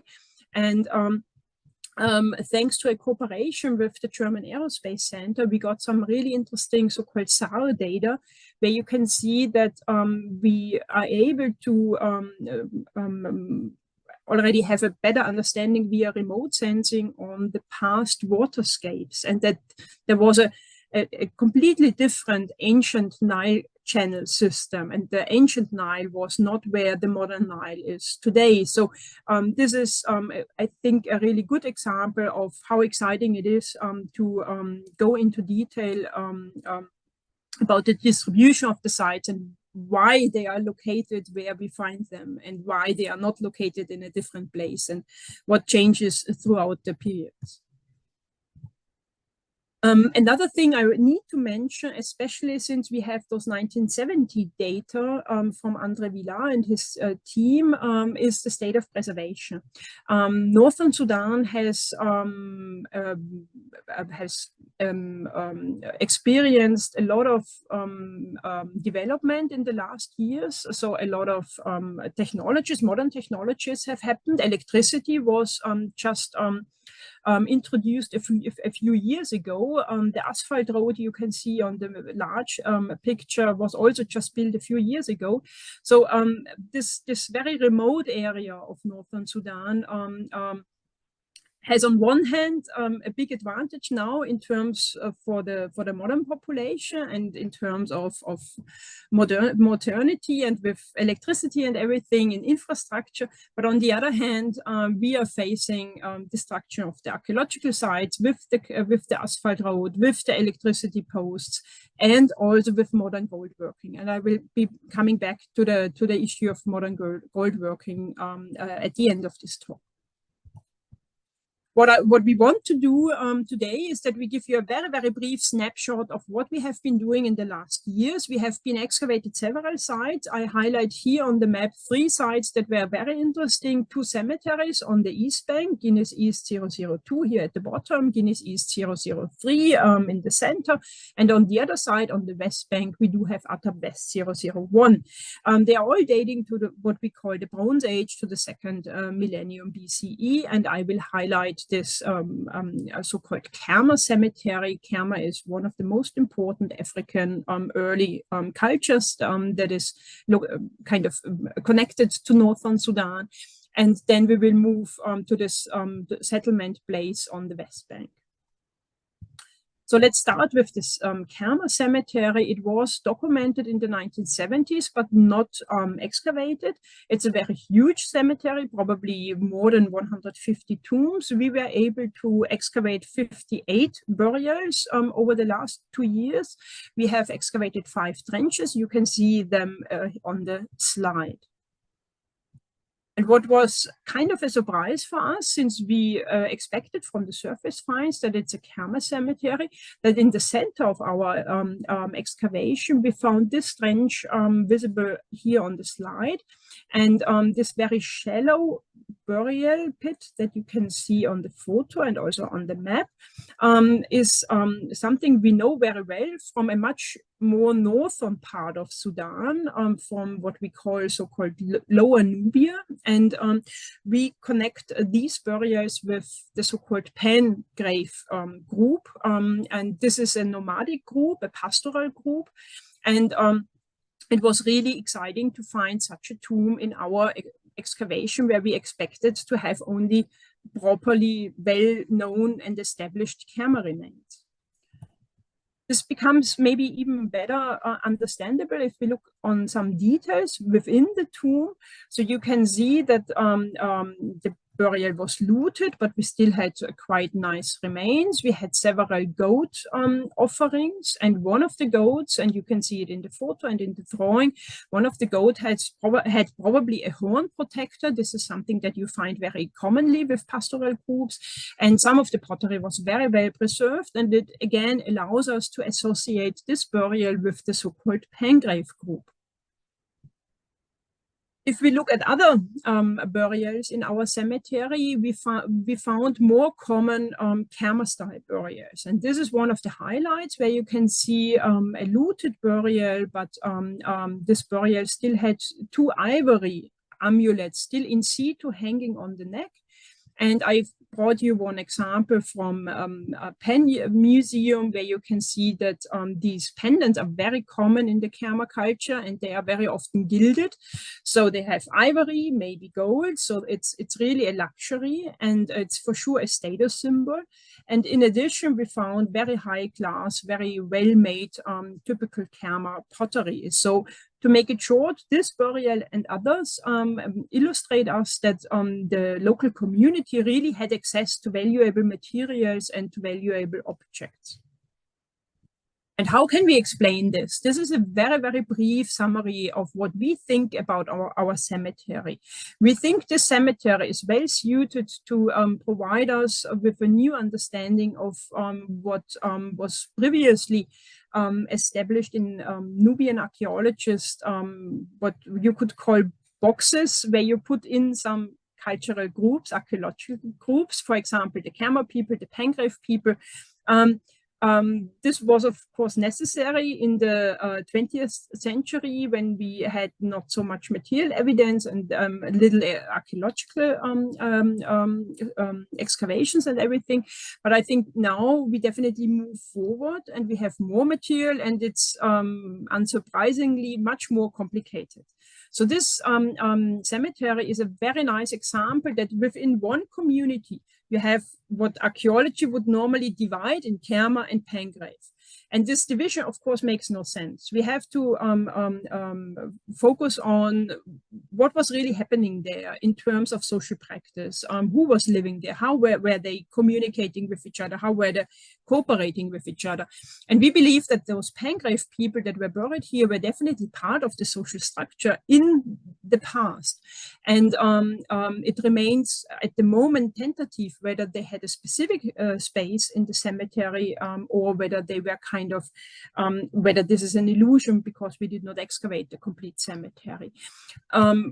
For us, it's most striking that we know that the Kerma people were agro-pastoralist people, so doing both agriculture and pastoralism, and they had now close connections with those nomadic people that we associate with the Pangrave culture. And the Pangrave culture is also known to have been integrated in the so-called gold enterprise, in gold mining. And so we think that this might be one of the explanations why this community was having access to valuable materials and was having a kind of a really nice wealthy status because it was composed of so many different agents and so many different people. And this is something I think we tend to overlook in archaeology, that it's very often a question of seasonality. If we talk about practices like gold working and other activities, also the herding issue, the agricultural issue, you cannot do agriculture all over the year, especially not in northern Sudan, etc., etc. So there are many, many things to consider. And in general, we have to consider the dynamics of past communities. And in the present, this was, yeah, maybe a little bit simplified. And our example, I believe, is one of the very good case studies to show that it was much, much more complex. Let's move quickly to this other side. I promised you that we will visit. It's located in Atap West, on the West Bank. You can see its location on this map and also a photo. It's a quite small site. It was probably located on a former island because I told you the channels were completely different in the 2nd millennium BCE. And we were interested in the site because the surface was completely covered with schist stone and with pottery, with ceramics. And we could date this pottery very well to the so-called early New Kingdom, to the Egyptian Empire. And we also did find a lot of evidence for quartz crushing. Why is this interesting? Well, in this part of the Nile Valley, gold mining works in extracting the quartz and then crushing the quartz, and then you get the gold flakes. So this is why we think also this site is somehow connected to gold mining. And I will make this very short about this site, but we had really interesting remains. We had mud brick debris, we had a large midden deposit on the site, but interestingly, no built architecture. We had a lot of storage pits. So our current hypothesis is that this site on a former island was maybe something like a seasonal market, a meeting point. And since the pottery is both Egyptian and partly imported from Egypt, partly locally made, and also in the indigenous Nubian style, we think it was maybe a meeting point between different groups, Nubians, Egyptians, Kerma Nubians, Pangrave Nubians, and others, and presumably connected with the gold mining expeditions, because the gold working sites are located a little bit further into the desert from this site. Well, we have worked on this topic, gold working and resource management in Bronze Age Nubia very recently. We have published this a volume that just came out earlier this year, where we focused on Bronze Age gold working. And I tried in this book to focus on the evidence from our Moors concession, considering the case studies I just presented to you, but also more evidence. And I also want to stress that my colleague Bruce Williams has a wonderful site in the 4th cataract of the Nile, so much further south of our concession, which is Hosh el Gourouf. And there he also found a gold processing center of the Bronze Age. So there's more evidence coming up now from archaeology. And in general, this slide should give you again an overview that our concession marked in red is really within the center of what we know already from ancient texts, from Egyptian hieroglyphic texts and royal inscription. That was the so-called Gold of Kush mining area. And what is now the new interesting thing is that we believe, and we have evidence that gold mining activity was going on in this part of the Nile Valley much earlier than those texts say, much earlier than the Egyptian New Kingdom, but really in the so-called Kerma period. And I could give you several examples from our concession. I restricted to this one nice case study where we had a site that was already surveyed by a villa in the 1970s with possible huts for gold mining, with maybe a basin for gold washing, with rock art that is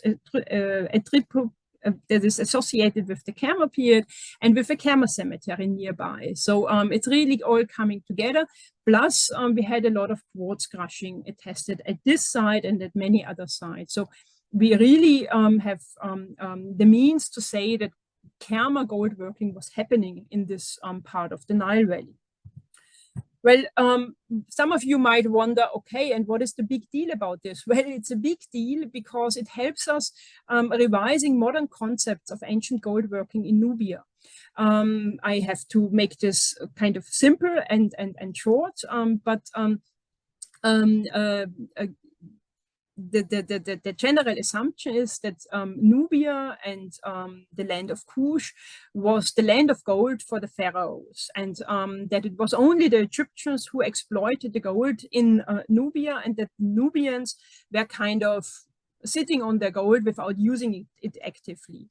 And you can already envision why this was the case. Well, it's both ancient colonialism and modern colonialism, because in the ancient texts tell us that it was only the Egyptians coming there and doing it and exploiting the Nubians. And we do have the pictorial evidence that you can see on the slide that Nubians were bringing gold and other exotic products to the Egyptians.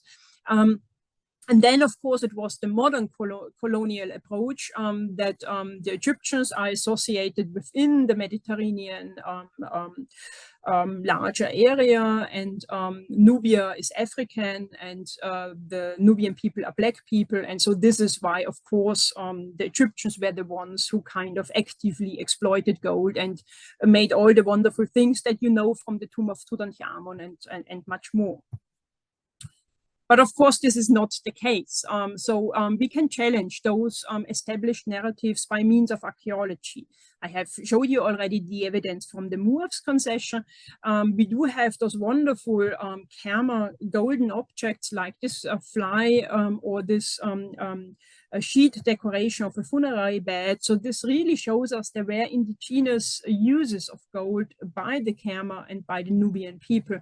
And last but not least, we have this wonderful evidence from Rochelle Gourouf by Bruce Williams and others, where we have a Kerma gold working site with what could be called new technology, because they found a large of those grinding stones, grinding mills that were again used for crushing the quartz. And in previous times, previous researchers assumed that those grinding stones were imported from the Egyptians, like by the Egyptians, brought by the Egyptians to Nubia. And we are now really challenging this picture and starting to better understand how much there was an exchange and an intermingling between Nubia and Egypt. Yeah, and in the last part of this presentation, I quickly want to refer to modern gold working, because this is a real problem and issue in Northern Sudan, not only in my concession, but also in other parts. I just show you some examples of modern gold working in the region. We have been monitoring them since we started our work. We are in very good cooperation with the locals, and we also try to explain to them why archaeological sites should be protected and why it's not okay to destroy archaeological sites. The biggest threat, of course, in terms of types of sites are the ancient gold working sites, because as you can imagine, where in antiquity there was a gold mine, also the modern gold miners want to continue there. And so gold mining sites are destroyed, cemeteries are destroyed, and rock art sites are destroyed. And they are partly using really a huge equipment, like you can see on the slide, and they destroyed a large areas.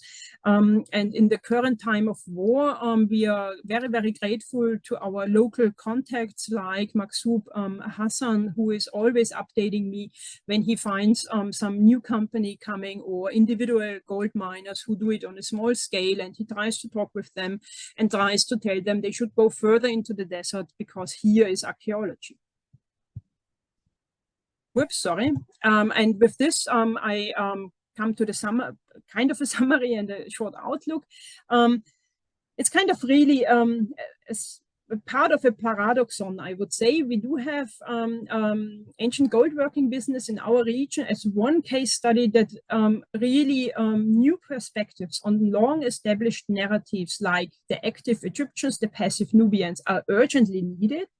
And on the other hand, modern gold working is one of the biggest threats for exactly the same archaeology. We furthermore think we really have to imagine our gold working business in antiquity as something that we could label archaeology of interaction, so that the Nubian gold working throughout the ages was always in close exchange with the northern neighbors. They wanted to sell the gold to the Egyptians, but they were actively doing so. They also cooperated with the eastern desert groups, the nomads. Why? Because they needed the expertise in the deserts. The Nubians were living in the Nile Valley, and they needed contact with the nomads. So it was always about the cooperation. And this is again the nice thing, that how gold bridges kind of the past and until the present, because as much as it was cooperation in the past, it's also cooperation in the present, because we now really need the help of our Sudanese colleagues, but also of our Sudanese friends and local inhabitants in order to document and preserve the cultural heritage of Sudan. And with this, I would like to thank you all for your kind attention. I'm looking forward to questions. We are very, very grateful to all our colleagues of the National Corporation for Antiquities and Museums of Sudan, and of course to all our local workmen and to our team members. Thank you so much. Thank you so much, Julia. And I'm glad that we were able to also meet Huda at the beginning of the presentation. So please send our thanks to Huda for me. I will, thank you. So I do have a number of questions from the chat for you. First, when discussing gold working in the space, are you thinking of it as a secondary activity during the off seasons for agriculture as opposed to a year-round activity? And then the second part to that question is, then in that case, does that mean that it wasn't as much of a specialization for individuals, so much as a secondary activity for a broader set of people? That's an excellent question. I would say it depends on the context, and it depends where you were gold mining. I showed you this one map where you could see those large areas of the gold of Kush that covers both the Nile Valley, but also the desert on the east and on the west bank.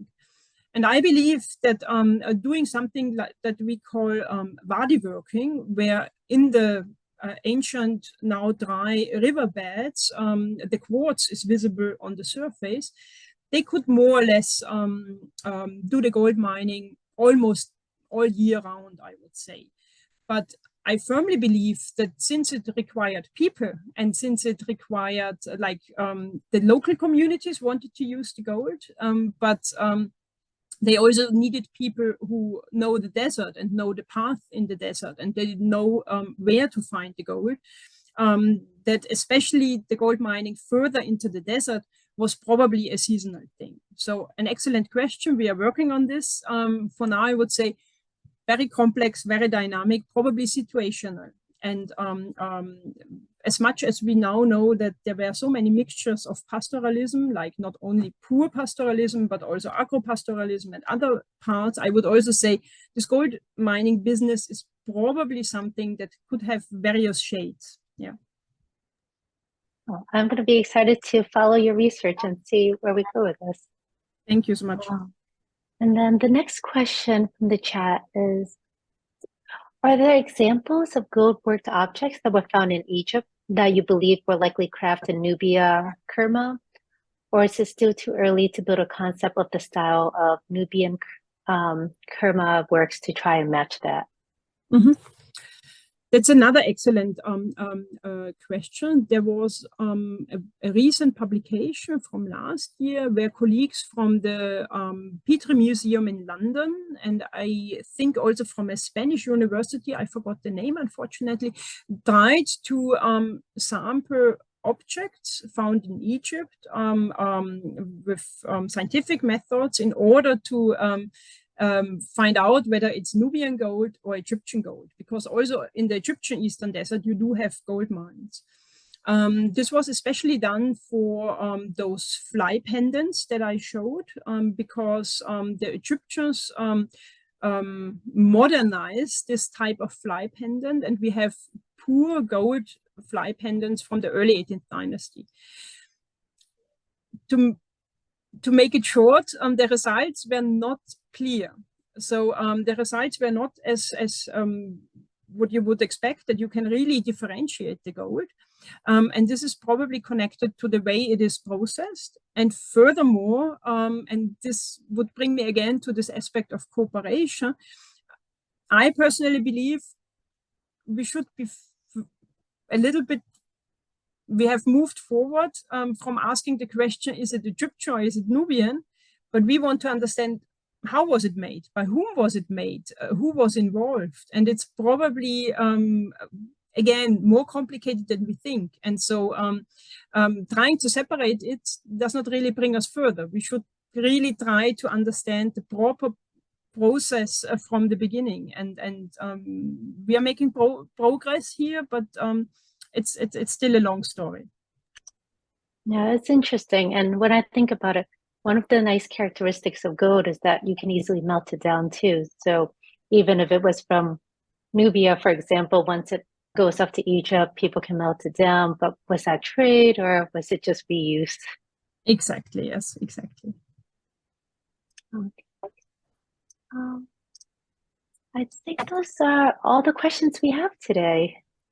Wonderful. Thank you so much again for having us. I will pass on the greetings to Huda, and I will be following this conference with great interest. Thank you so much. All right. Thank you so much, Julia. Have a great one.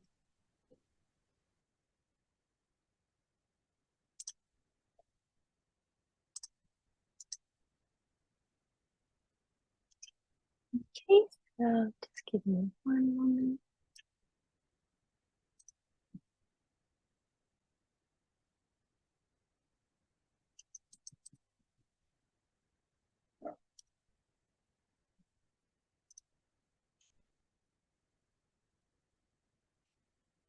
Okay, and our next presenter for the morning is Judith Lindberg. Judith is a writer whose new novel, Admiral, is about a nomad woman warrior on the ancient Central Asian steppes. Her debut novel, The Thrall's Tale, was about 3 women in the first Viking Age settlement in Greenland. Her work has appeared in numerous publications, some of which include Newsweek, Zibby Magazine, Writer's Digest, Archaeology Magazine, and Up Here, The North at the Center of the World, published by University of Washington Press. Judith has spoken at and published with the Smithsonian Institution and provided expert commentary in 2 documentary series for the History Channel. Judith received a 2024 fellowship from the New Jersey State Council on the Arts, and she is the founder and director of the Writers Circle, a creative writing center based in New Jersey. And please join me to welcoming Judith today with her presentation, From Bones to Breath, Turning Archaeology into Authentic Historical Fiction.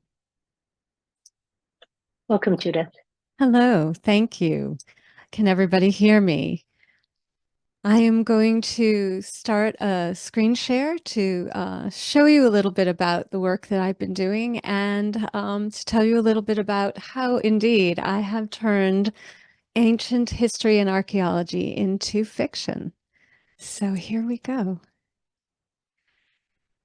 So I'm very excited to share with you my thoughts on the topic because I have been working with archaeology as a key aspect to my historical fiction and the research behind it for many, many years. My first novel is The Thrall's Tale, and there's an artifact that literally created one of the key characters in my first novel. And so you never know as a creative writer what will inspire you to discover a piece of the past that you want to bring to life on the page. So Akmaral is about a nomad woman warrior on the Central Asian steppes in the 5th century BCE. It's literary historical fiction, so it is not just sort of a fun romp. It's a pretty serious novel about this ancient period of time. Akmaral is descended from the Amazons, the same women warriors who fought in the Trojan War and battled heroes like Theseus, Achilles, and Heracles. But what happened to them after that? According to Herodotus's Histories, Book 4, they did not disappear entirely. After the Trojan War, the defeated Amazons were shipped home across the Black Sea. They hijacked the ship, as Amazon women would, and threw all the men overboard. They drifted for a while because apparently Amazons didn't know how to sail until they crashed on the cliffs of Lake Maeotis in what is today the disputed Crimean Peninsula. They captured some wild horses and rode off across the steppes only to encounter a band of Scythian warriors. The Scythian men were determined to fight until they realized that their enemies were women. As often happens in these ancient Greek tales, battle turned to courtship, and before long the two bands were living quite happily together. But while the Scythians wanted to stay with their magnificent new lovers, the Amazons refused to live as Scythian women would, without the freedom to hunt, battle, and roam at will. So they agreed to ride off together to the east and became a new tribe, the Sauramatai. This is the origin story for my character, Akmaral's clan. They are a matriarchal culture of horseback riding herders descended directly from the Amazons and their Scythian mates. Herodotus provides some of the only documentary evidence of these ancient people. The Scythians themselves left virtually no written records. So while this fascinating narrative provides a backbone for my character's past, it simply isn't enough to have discovered who the Sauramatai might have been and what their lives were like. The real inspiration for my novel came to me almost entirely from archaeology that proves that these ancient women warriors were real. First, let's take a look at this extraordinary landscape over 3,000 miles from ancient Greece. At the time of my story, Akmaral and her people live in this high mountain pasture called the Ukak Plateau in the Altai Mountains of Central Asia, a place that contemporary residents call the pasture of heaven. And if you ask me, I see why. Here, the wind bristles across deep green pastures ringed by high, rugged mountains. Golden eagles wing overhead, and somewhere in the snow-capped peaks, snow leopards make their dens. Each of these creatures figures prominently in my novel. They're intimates of a culture and people who lived on these pastures 2,500 years ago. Here is a map to give you a sense of the scope and scale of where my novel takes place, from the Ukraine all the way in the west, pretty close to where the Trojan War was fought, all the way across the steppes to Kazakhstan, Mongolia, northwestern China, and southern Siberia. And right here is where the Ukak Plateau is. Here are some modern borders to give you a little bit of your bearings. And you'll see that red pin right here in southern Siberia. Something extraordinary was discovered there that became the first true spark for my novel. It was found in a kurgan mound, a large burial chamber, one of countless mounds that dot the Central Asian steppes. One particular mound was discovered in 1995 near the village of Pazyryk on the Ukok Plateau. And here is what was found within. This is the Siberian Ice Maiden, who was found perfectly preserved in the permafrost. She was buried with a feast of horse meat and mutton. Rich grave goods, including gold amulets, bronze mirror, and beautifully appliqued felt cloths, were buried with her. She wore an elaborate headdress that was so tall that her larch wood coffin was 8 feet long to accommodate it. And you'll notice here is the Ukok Plateau, and there are no trees, so you've got to wonder what kind of effort was made to bring these logs up into this region. Here is a reconstruction of her burial, and you'll also see 6 horses that were sacrificed in her honor. Now, if you think of a horse as a Tesla, you understand the kind of extraordinary sacrifice that this must have been for her people. Now, the Siberian Ice Maiden's body was so well preserved that even her skin survived. And as you see, it was covered by intricate animal-style tattoos, including the iconic flying deer image on her left shoulder, which also now graces my novel, which made me very happy. Because of her pristine condition, the scientists at the time were able to test her DNA, and they discovered that she was of Caucasian origin, essentially from Europe, which connected her directly to the Amazons of myth. Here is a modern inspired tattoo based on the flying deer image, and a sketch of the image where you can see it more clearly. And these decorative flourishes on the deer's antlers are interpreted as mythical griffins.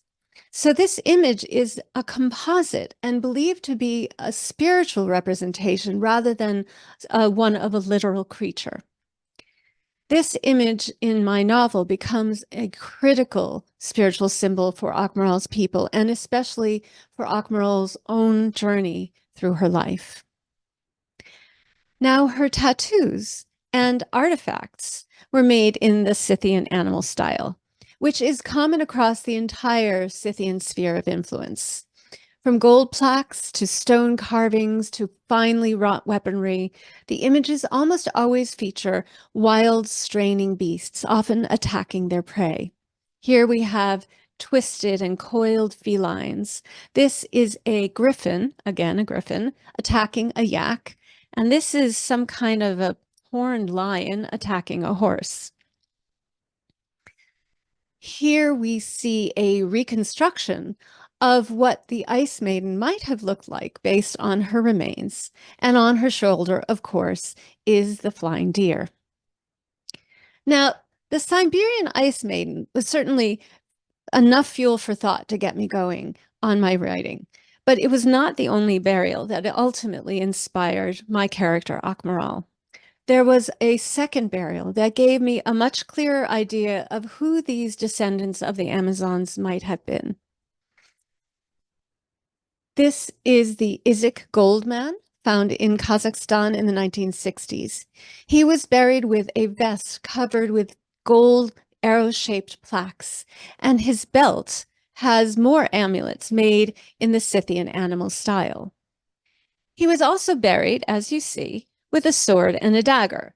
And since this was the 1960s and DNA testing had not been invented yet, the archaeologists and scientists of the time simply assumed he had weapons. He must have been a man. But later scholars took another look at the artifacts, the burial stature, some of the other grave goods, and particularly the tall decorative headdress, which echoes the Siberian Ice Maiden's headdress, but even more relevantly, It's very similar to what modern brides wear on their wedding days in the region to this day, which made these later researchers question whether the gold man might in fact have been a woman. Unfortunately, there is not enough DNA remaining for us to ever know for sure. But since that time, countless burials have been discovered all across the Central Asian steppes of women killed in battle. Their bodies bear the wounds of war, and their graves contain all kinds of weaponry, arrowheads, spear tips, daggers, and swords, as well as feminine effects. So with the Siberian Ice Maiden, the Izhik Gold Man, and all of these extraordinary new discoveries, I was able to create a character, Akmaral, who begins her life, as all her people must, as a warrior defending her people, and eventually grows into an important spiritual leader for her entire community. Now, artifacts are fantastic, and I find them fascinating, but they aren't enough to create a living, breathing culture as you would want in an engaging novel. So to draw the full scope and scale of their daily lives, I turn to modern cultures and traditions in the Central Asian region, especially to horseback archery that has been practiced in Central Asia for millennia.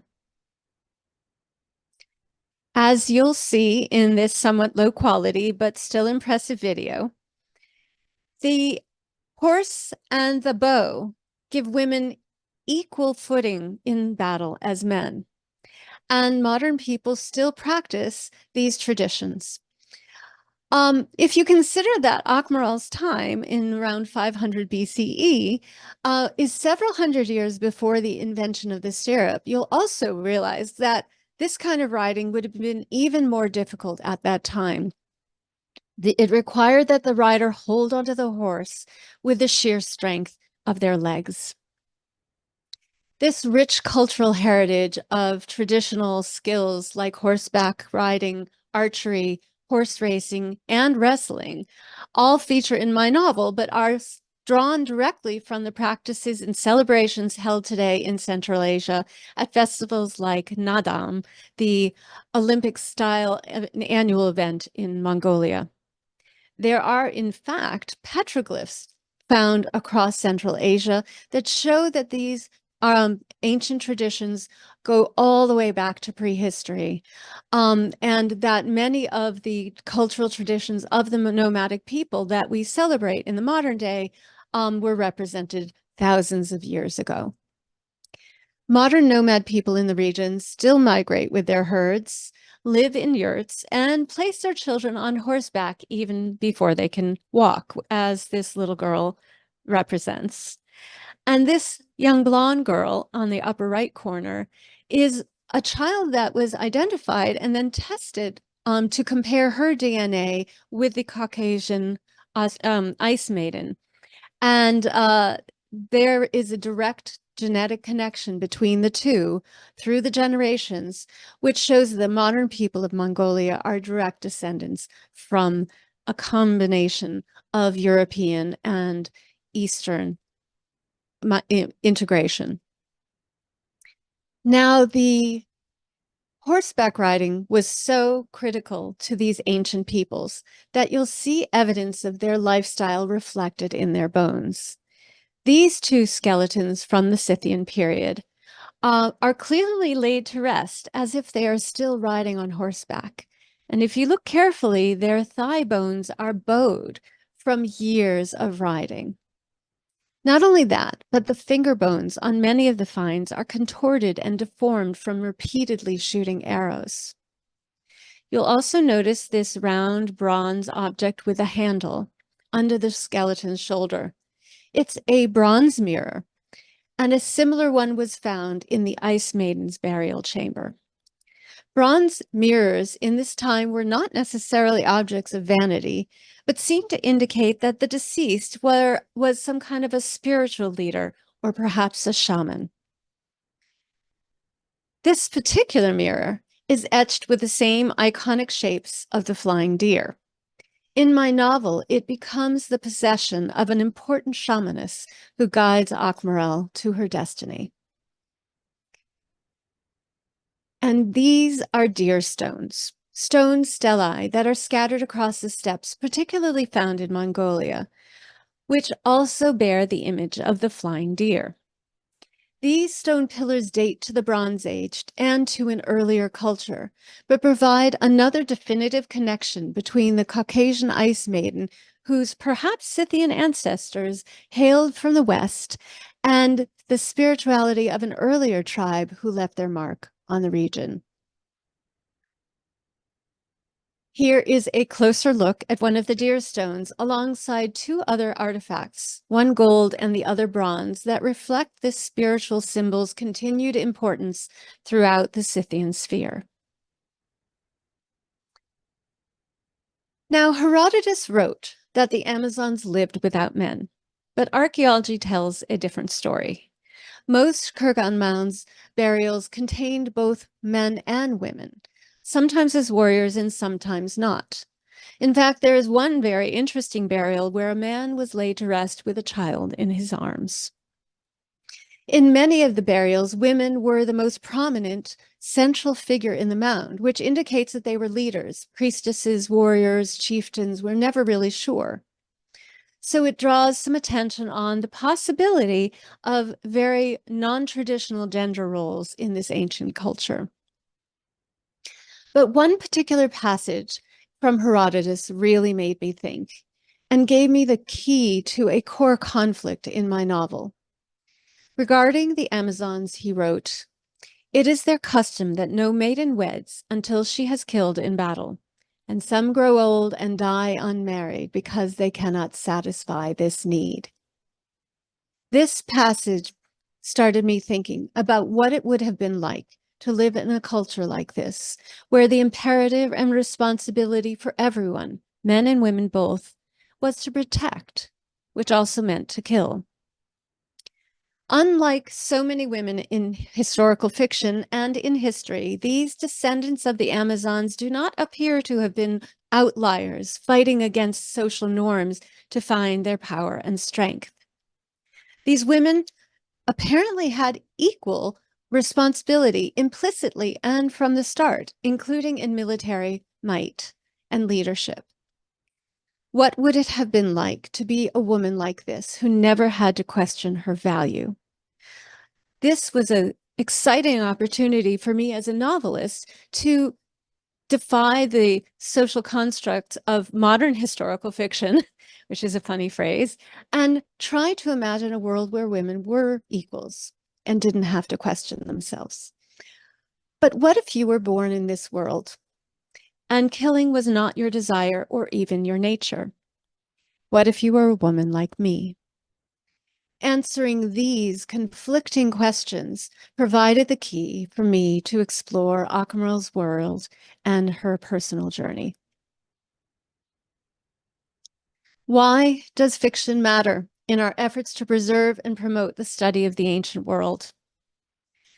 Deeply researched historical fiction offers both the lay reader and the scholar an opportunity to leap into the past and relive ancient history on the page. Fiction intrigues and invites curiosity and conversation about the topics that scholarship in ancient history presents. I can't tell you the number of people who've told me when they read my books that they have gone on a deep dive to learn more about the topics that I shared with them in my fiction. And isn't that what we want more people to do? While fiction is not scholarship, but rather an imagined interpretation of the facts, serious novelists are steadfast and diligent in respecting the research that they base their works on. Akmarel is neither the Siberian Ice Maiden, nor the Issyk Goldman, nor any of the other burials that I studied. She's an invention grown from the backdrop of archaeology, history, culture, landscapes, and beliefs, all gleaned from the hard work of scholars and historians. Although we can never truly know what these ancient peoples were like, fiction provides a fascinating way to engage with the historical and prehistorical past and to bring them to life for the broader audience and as a point of entry into deeper study. I hope that you find this idea of fiction about your fascinating worlds fascinating, and maybe we'll pick up a copy of Akmaral, and I would love to answer any questions. Thank you. Thank you so much, Judith, for a wonderful presentation. I'm excited to check out your new book, and I will have to say, I remember years ago, the Siberian Woman in Ice was featured in a National Geographic magazine. Mm-hmm. And then, you know, my parents were moving homes, they threw out my magazines, and I could never find it again. So I'm glad to have that information now. If you look on the Nova transcripts from back, it's still out there. You can read all the transcript from the original Nova documentary, which is part of what got me started reading it and working on this book a long time ago. Yeah. So in the chat, we do have some questions for you. Let's see. So the first is a comment and a question. So history gives a great, rich source of material for writing fiction, and it's really great to see how much authenticity you try to bring to your characters. It's always hard because you're looking at it from the context of what we know and understand today. Mm-hmm. Do you do anything defensively in your writing or with the character development to preserve it as relevant if we learn new things in the future? That's a great question, because in fact, about, I can't remember, 2 or 3 years ago, and this book was already in production, they discovered that the Ice Maiden died of cancer, of advanced breast cancer, and also of a terrible fall toward the end of her life. And those aspects were not included in my interpretation. So I have an extensive historical notes at the end of the novel and acknowledge as many sources as I possibly can and the time frame that I used to do the research. And when I do my book talks, I like to share that it's an evolving understanding and that this is the moment and the world that I see it as I understand the research at this time. And I love when new possibilities come up. It actually creates a whole new story in my head, although I'm not sure I'm going to do another book about the same basic characters. It's a good question. Oh, you know, sequels are always fun, just in case you want to do a short sequel. It's crossed my mind. And then regarding the shamanist integration with the coin, Mm-hmm. do you write their faith as having an explicit impact on causality, or do you try to keep it more open-ended? Their faith is evolved from a combination of animism and shamanism, which I interpreted both from the plaques and the animal style imagery and the petroglyphs and so on, and also with the shamanism that is practiced in the region today. And there's a lot of different variations. It is in my novel, there are 2 priestesses. One is the Akkam, the white priestess, who is the sanctioned priestess of the tribe. And one is the Karakam, who is the black priestess, the one who is shunned because she connects to the deeper nature of her spiritualism and reaches into the dangerous realms of that spirituality.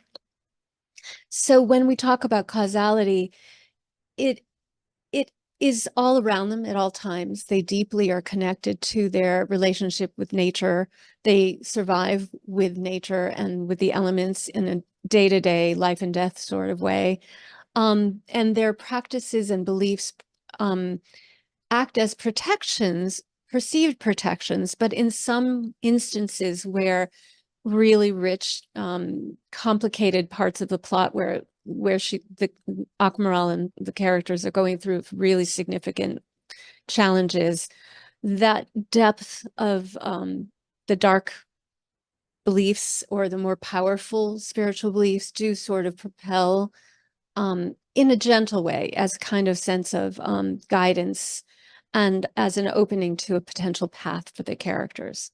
But I ultimately don't want to suggest that the mystical aspects make things happen. It's not a magical reality. It's more of a relationship and a perception of how the natural forces affect the characters, rather than, if we make a spell and some kind of shamanistic ritual, magic things happen. That's not how this book works.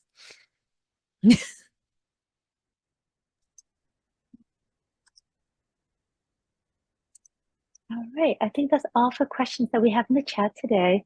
Well, thank you so much, Judith, for joining us at our conference today, and I look forward to reading your book. It was a pleasure, and thank you for inviting me. Have a great rest of the conference. Thank you. Have a great day. Bye.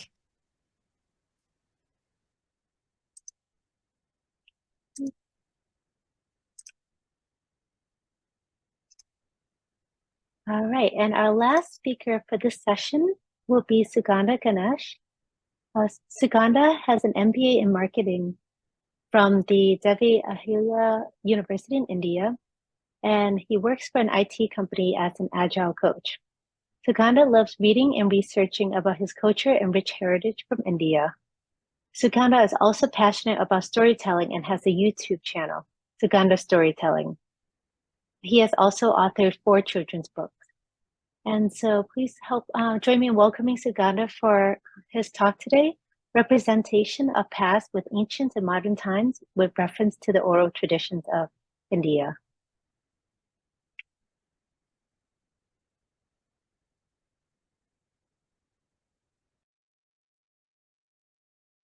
Thank you so much, Anne. And if Judith is there, thank you so much, Judith, for the awesome presentation. And I'm very much interested in your book now. We'll definitely order that. Let me start sharing my presentation.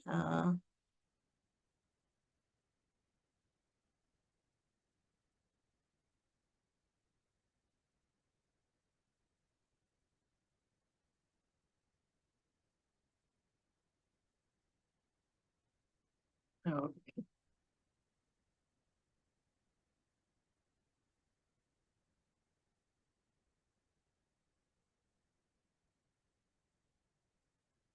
Okay, so I'll be talking about oral traditions of India. Let's start with what is oral tradition.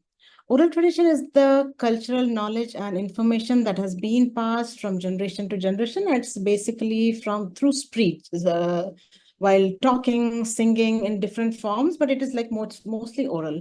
The easiest form of oral tradition is storytelling, and tradition means something that is handed down from generation to generation. Now, what type of storytelling and what kind of stories are there? Like different aspects are covered in storytelling. There are words which creates imagination, or imagination for which words are given. There are morals in the stories. There are funny stories. There are scary stories. There are dharmic stories. Dharmic meaning what is right. And then there are stories for children, there are stories for adults. So different kinds of aspects are covered in stories. Now, oral tradition of storytelling around the world. So there are different, let me just collapse this. Okay. So like there are different kinds of storytelling traditions around the world. So there is one of Choctaw storytelling, like all Native American tribes, the Choctaw has an oral storytelling tradition going back generations. Then there is Native Hawaiian storytelling. In this, mostly the stories are stories about the firstborn from taro root. Then there is Western African storytelling by musicians called griots or jalis. They use the musical instrument called balafon, which is made of wooden pins or gourds, or noni or kora. These are basically string instruments. Then there are Irish storytelling, the stories of Fionn and the Fianna. There are like different kinds of cycles. So this is called Fenian cycle. Then there is Cuculian cycle, and the Red Branch Knights, it's called Ulster cycle. Then there is the cycle of the kings, and the mythological cycle are the major saga cycles of the Irish literature. There's no particular setup for any storytelling. It can be told sitting around a campfire. It can be told in a jungle. It can be told while traveling in a train. So there is no particular setup for any storytelling. Now, there is this example of Miss Hannah Rawiti Maipi Clark, who was the youngest member of parliament in New Zealand. She belongs to Maori tribe. And when she delivered her first speech in the parliament, she sang a folk song from the Maori culture, which was a war cry and which meant, I will die for you, but I'll also live for you. So this shows she's so passionate and proud about her culture, and she didn't feel shy. And actually, she sang it in the parliament. So that is one of the, like, we encourage, like when I do different workshops on leadership and storytelling, that is what I tell the youngsters, that feel proud about your culture. Now, storytelling in India. So India has 28 states. It's a huge country, and each state, there are like 21 modern languages, but there are more than 1,500 dialects. Even if you go from few villages to villages, the dialect and the language changes. So there are multiple languages in India and different cultures. So let's talk about oral tradition in India. So in Indian epics have traveled far by being narrated and again narrated by word of mouth and different storytelling styles and techniques. Through these storytelling techniques, the storytellers make the story come alive. Every storyteller enhances their stories by adding their personalities and styles and ultimately shares their take and analysis through that telling. Stories preserve and pass on the cultural heritage, history, and value of the past to future generations. The oral tradition of storytelling continues to be a powerful tool for connecting people, fostering a sense of community, and preserving society's collective memory. Now, let's see this folk music map of India. So different states, in each state, at least there are like different styles of folk musics or storytelling styles. So there are n number of storytelling styles or folk music, but we are going to cover only a few because we have a limited time. Probably each storytelling style or the folk music or the singing style might take a presentation each. So probably that is for some other day. So basically, the scriptures in India, they are divided into two categories, Shruti and Smriti. Shruti is which is heard, which have been heard by rishis or seers or holy men and passed down over thousands of years. They are the oldest scriptures containing hymns and prayers. Other category is Smriti, which is remembered. Smritis have been remembered by the gurus and contain stories and poems. So this is how they are divided. In Shruti category, we have different Vedas. There are 4 Vedas, Rig Veda, Yajur Veda, Atharva Veda, and Samaveda. Apart from that, there are Brahmanas, Aranyakas, and Upanishads. And then in Smriti category, we have Vedangas, Smritis, Dharmashastras, Mahakavyas, Puranas, Upavedas, and Shaddarshanas. So all the scriptures have been divided into Smriti and Shruti, and further, each scripture is divided into multiple sub-scriptures, we can call those. Now let's talk about Vedas. So when Veda chanting is done, each Veda has its own style of chanting. And because these scriptures have been learned by listening, someone had chanted those and someone had listened those. So generations by generations, they have been transmitted only by telling and listening. So these have particular patterns. These patterns are called meters. Probably Rig Veda will have a different meter, Atharva Veda will have different meter. When I say meter, that means they have particular way of chanting, a particular math or particular equation on each word or a pattern. So Vedas are considered the oldest scriptures and are believed to have been orally transmitted for generations before being written down. The Vedas include hymns, rituals, philosophy, and spiritual teachings that are central to Hindu religious practices. They also highlight the importance of memory, recitation, and preserving of knowledge.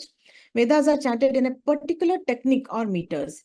Mr. Koichiro Matsura, Director General of UNESCO, declared the chanting of Vedas in India an outstanding example of heritage and form of cultural expressions in November 2003. Then comes the Puranas and Itihasas or epics. Itihasas are the stories which were there, which happened.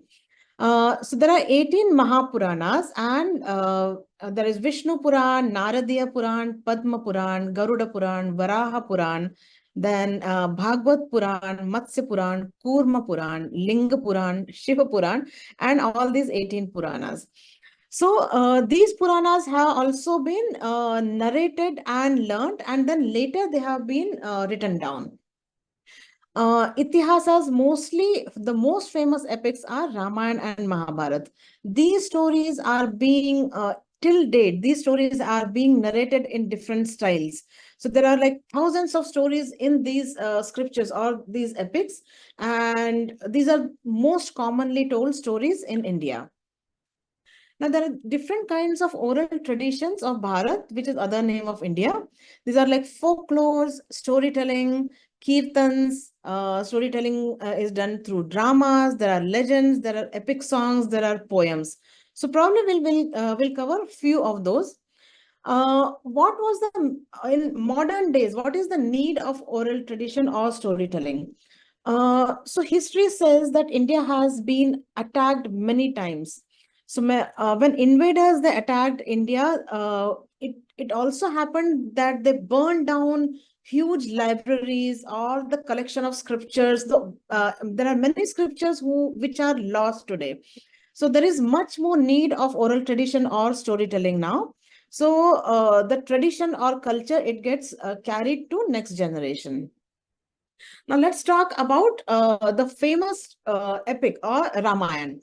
So originally Ramayana was written by Valmiki. So that is called Valmiki Ramayana. There are other many authors who translated or they rewrote Ramayana. So other famous Ramayana forms are the original Valmiki Ramayana was written in a language called Sanskrit. Later, Tulsidas, he wrote Sri Ramcharitmanas, which was in Hindi.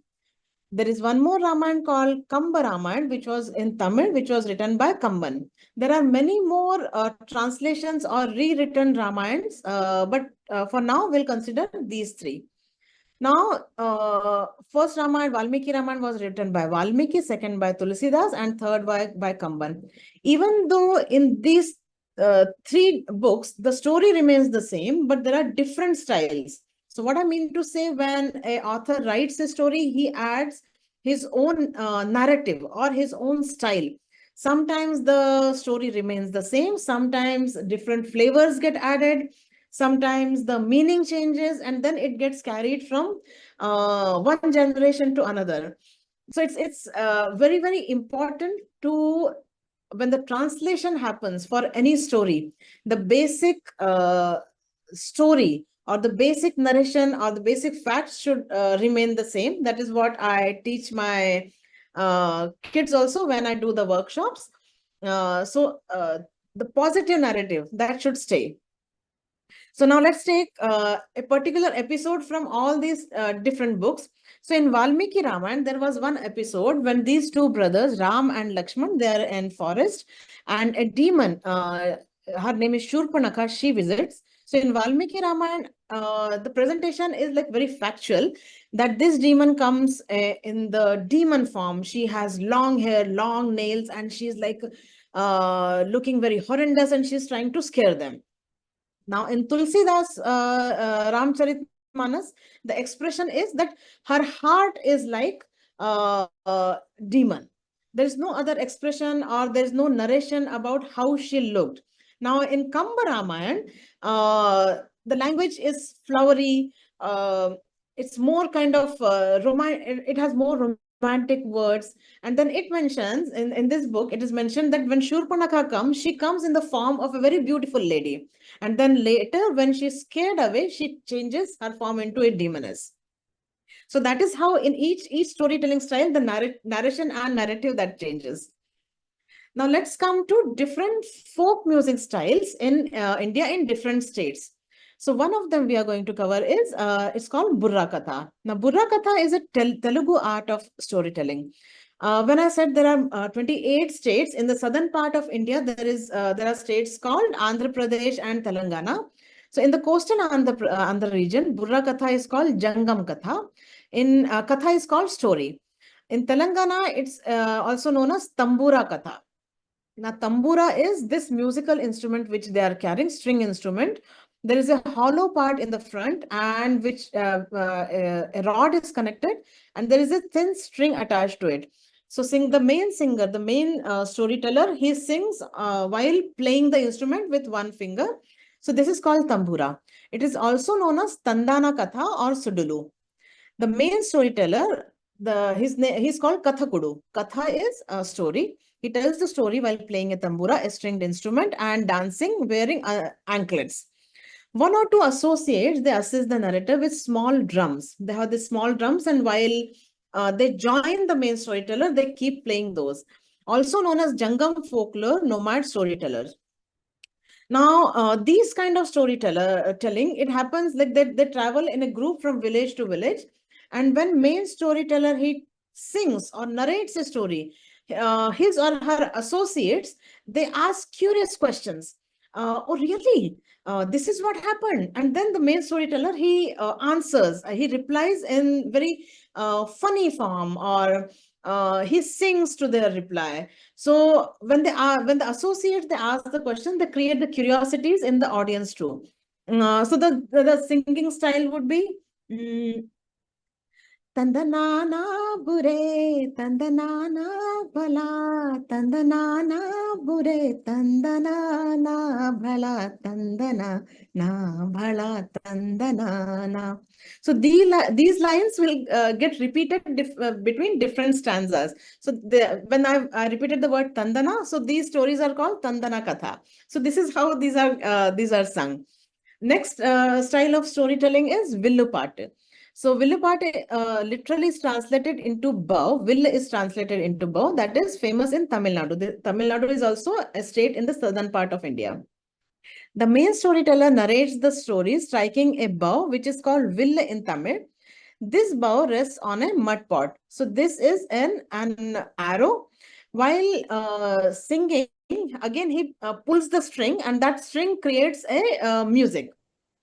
The associates, the co-performer beats the pot. It's a pot made of clay, and it's kept upside down. And when it is being played, a very beautiful music is created. There is usually another co-singer who acts as an active listener to the narration and adds exclamation to give more impact. As I told in the earlier form, it's similar form. These songs are mainly sung in the praise of gods or local deities. Sometimes these also act as vehicle for social messages. Povada is third form of folk singing. The word Povada finds its origin in the Marathi language, where Povada means a eulogy or a ballad.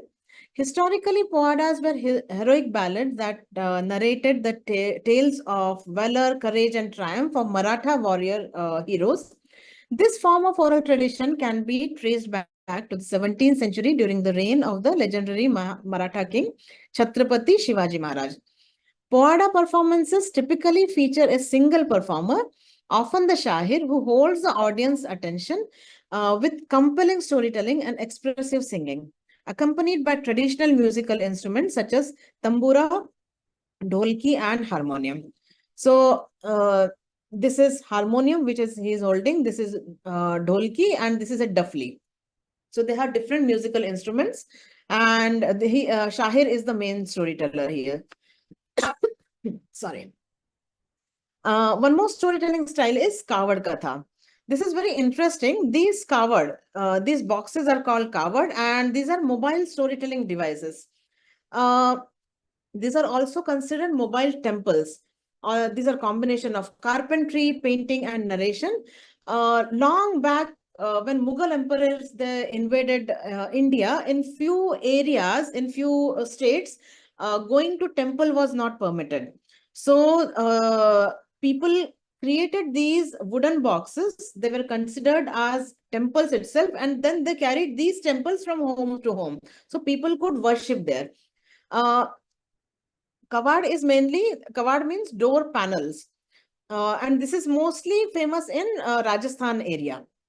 Rajasthan state, and these boxes can have one story, they can have multiple stories. The main storyteller is called Kavadiya Bhat, and when they go from home to home, actually they are being invited by a patron. These patrons are called judgmans. They invite them, they listen to the story, they invite many more people, and then they listen to the story. And then after that, dakshina or a donation or fees is given to the storyteller. And these boxes are made in only in one village called Bassi in Rajasthan. These boxes look like this. When you open, there are like multiple doors open into it. The sequencing of these stories is not very simple.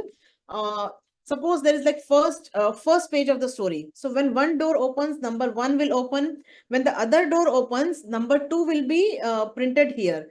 Again, then the first door opens further on the page. 3 will be this side, page 4 will be other side. It's very complicated form of creativity. So we can see in this picture how these boxes, story boxes look like. Now, next form of storytelling is Phad Vachan or Phad Bachan. Phad is a scroll. These are like paintings. Many stories are painted on this scroll, and these scrolls are hung on the wall as background. And he is the main storyteller. He is called Bhopa. Sometimes he is also associated with one more person. So the combination is called Bhopa and Bhopi. And then mostly there are like multiple stories of Mahabharata, Ramayana are being told, but mainly the main character of Phad Bachan is Pabuji Rathod. So Pabuji was considered a local deity in that region who helped all people, and then he sacrificed his life saving, protecting people.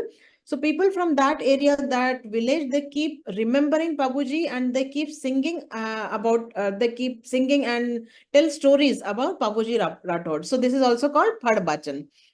The musical instrument which they carry in their hand, it's a string instrument again, it's called Ravan Hatta. Again, the judgman or patron, they invite Bhopa or Bhopi, and then they invite other people from their village. They again listen to the stories, and they give proper fees or donation, or we call it dakshina. That is how these people have survived. This is another picture of her. In the center is a picture of Pabuji.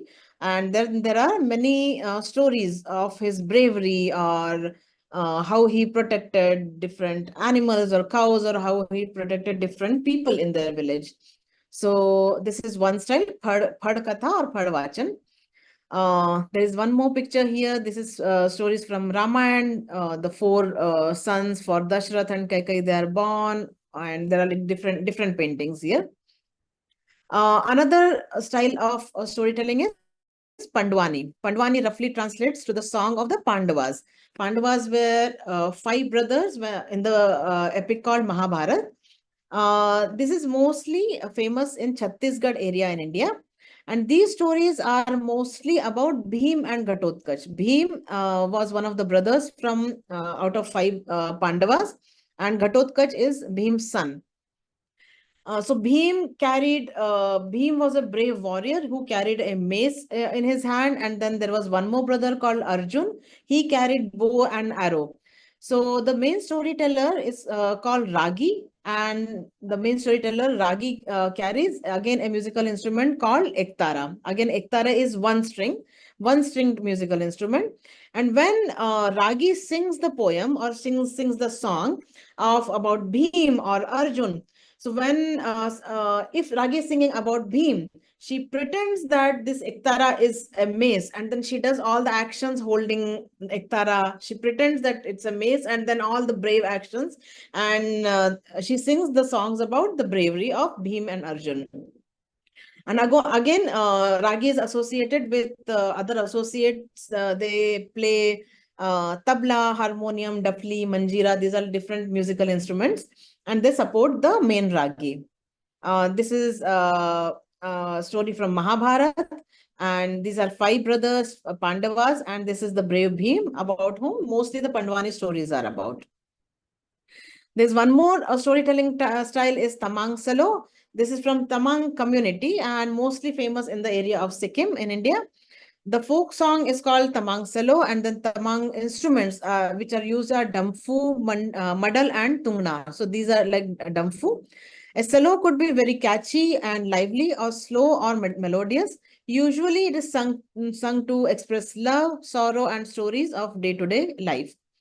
Again, in different states, there are different kinds of stories. In the state of Bihar, Jhumar is being played, Ramlila is being played, Nautanki is being played.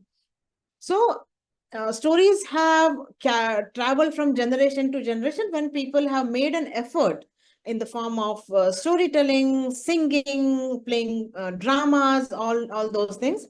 So that is how our culture has been stayed till now. So in modern times, in present times, the oral storytelling tradition in India has evolved with the advent of globalization and technology. While traditional storytelling is still alive and well in many parts of India, it has also taken on new forms such as digital storytelling, podcasts, and audiobooks. However, the essence of storytelling remains the same: to preserve and pass on the cultural heritage, history, and value of the past to future generations. The oral tradition of storytelling continues to be a powerful tool for connecting people, fostering a sense of community, and preserving a society's collective memory. So there are digital storytelling. Stories are being told through iMovies, YouTube, Vimeo, podcasts, etc. Even I have my own YouTube channel, so I do storytelling through that.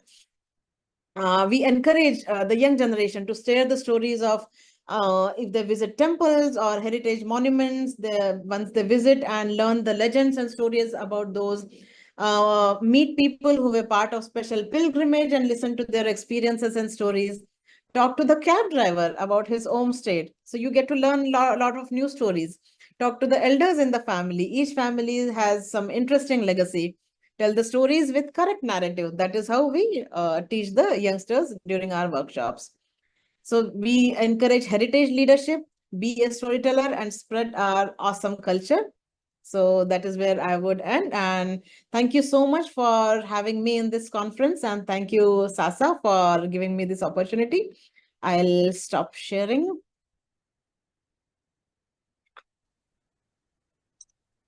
Any questions? Thank you so much, Sugana, for such an interesting presentation.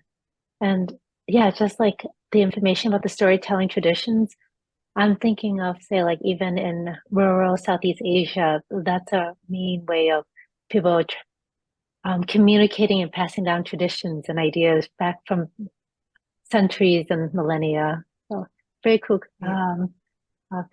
I do have some questions from the audience for you. First is, do you think that these various speaking styles and structures are meant to make the story more memorable and easier to pass onward without writing? Oh, yes, yes. Even at home, we have been listening to stories our grandmothers, like each house does that, right? So when the story is heard in same native language, it stays in mind. So more local the story is, more better it stays in mind. So definitely the local languages and the storytelling styles in the same styles, that definitely helps. Yeah. And then what is the difference in your mind between oral tradition storytelling and other forms of performance? And do they serve different purposes for the audience? Yeah. So there are different styles of storytelling. One is oral tradition through singing, narration. Now in India itself, there are many forms. There are like dance forms of storytelling. There are multiple styles of dances. There are multiple styles of theaters. When you visit any temple in India, there are carvings on the walls. So stories are being carved on the walls. So there are like different styles. It's not only oral tradition. There are many traditions through which stories are being spread from generations to generations and to preserve our culture. So there are many more traditions when you research. Yeah. Well, thank you so much. I think those are all the questions we have today, but thank you so much for your presentation and joining us. Thank you so much for having me. Thank you and namaste. Have a good day. And so that concludes the end of our session 1 for the morning of the conference. We are going to take a quick 5-minute break and we'll be back momentarily. And thank you so much for joining us so far.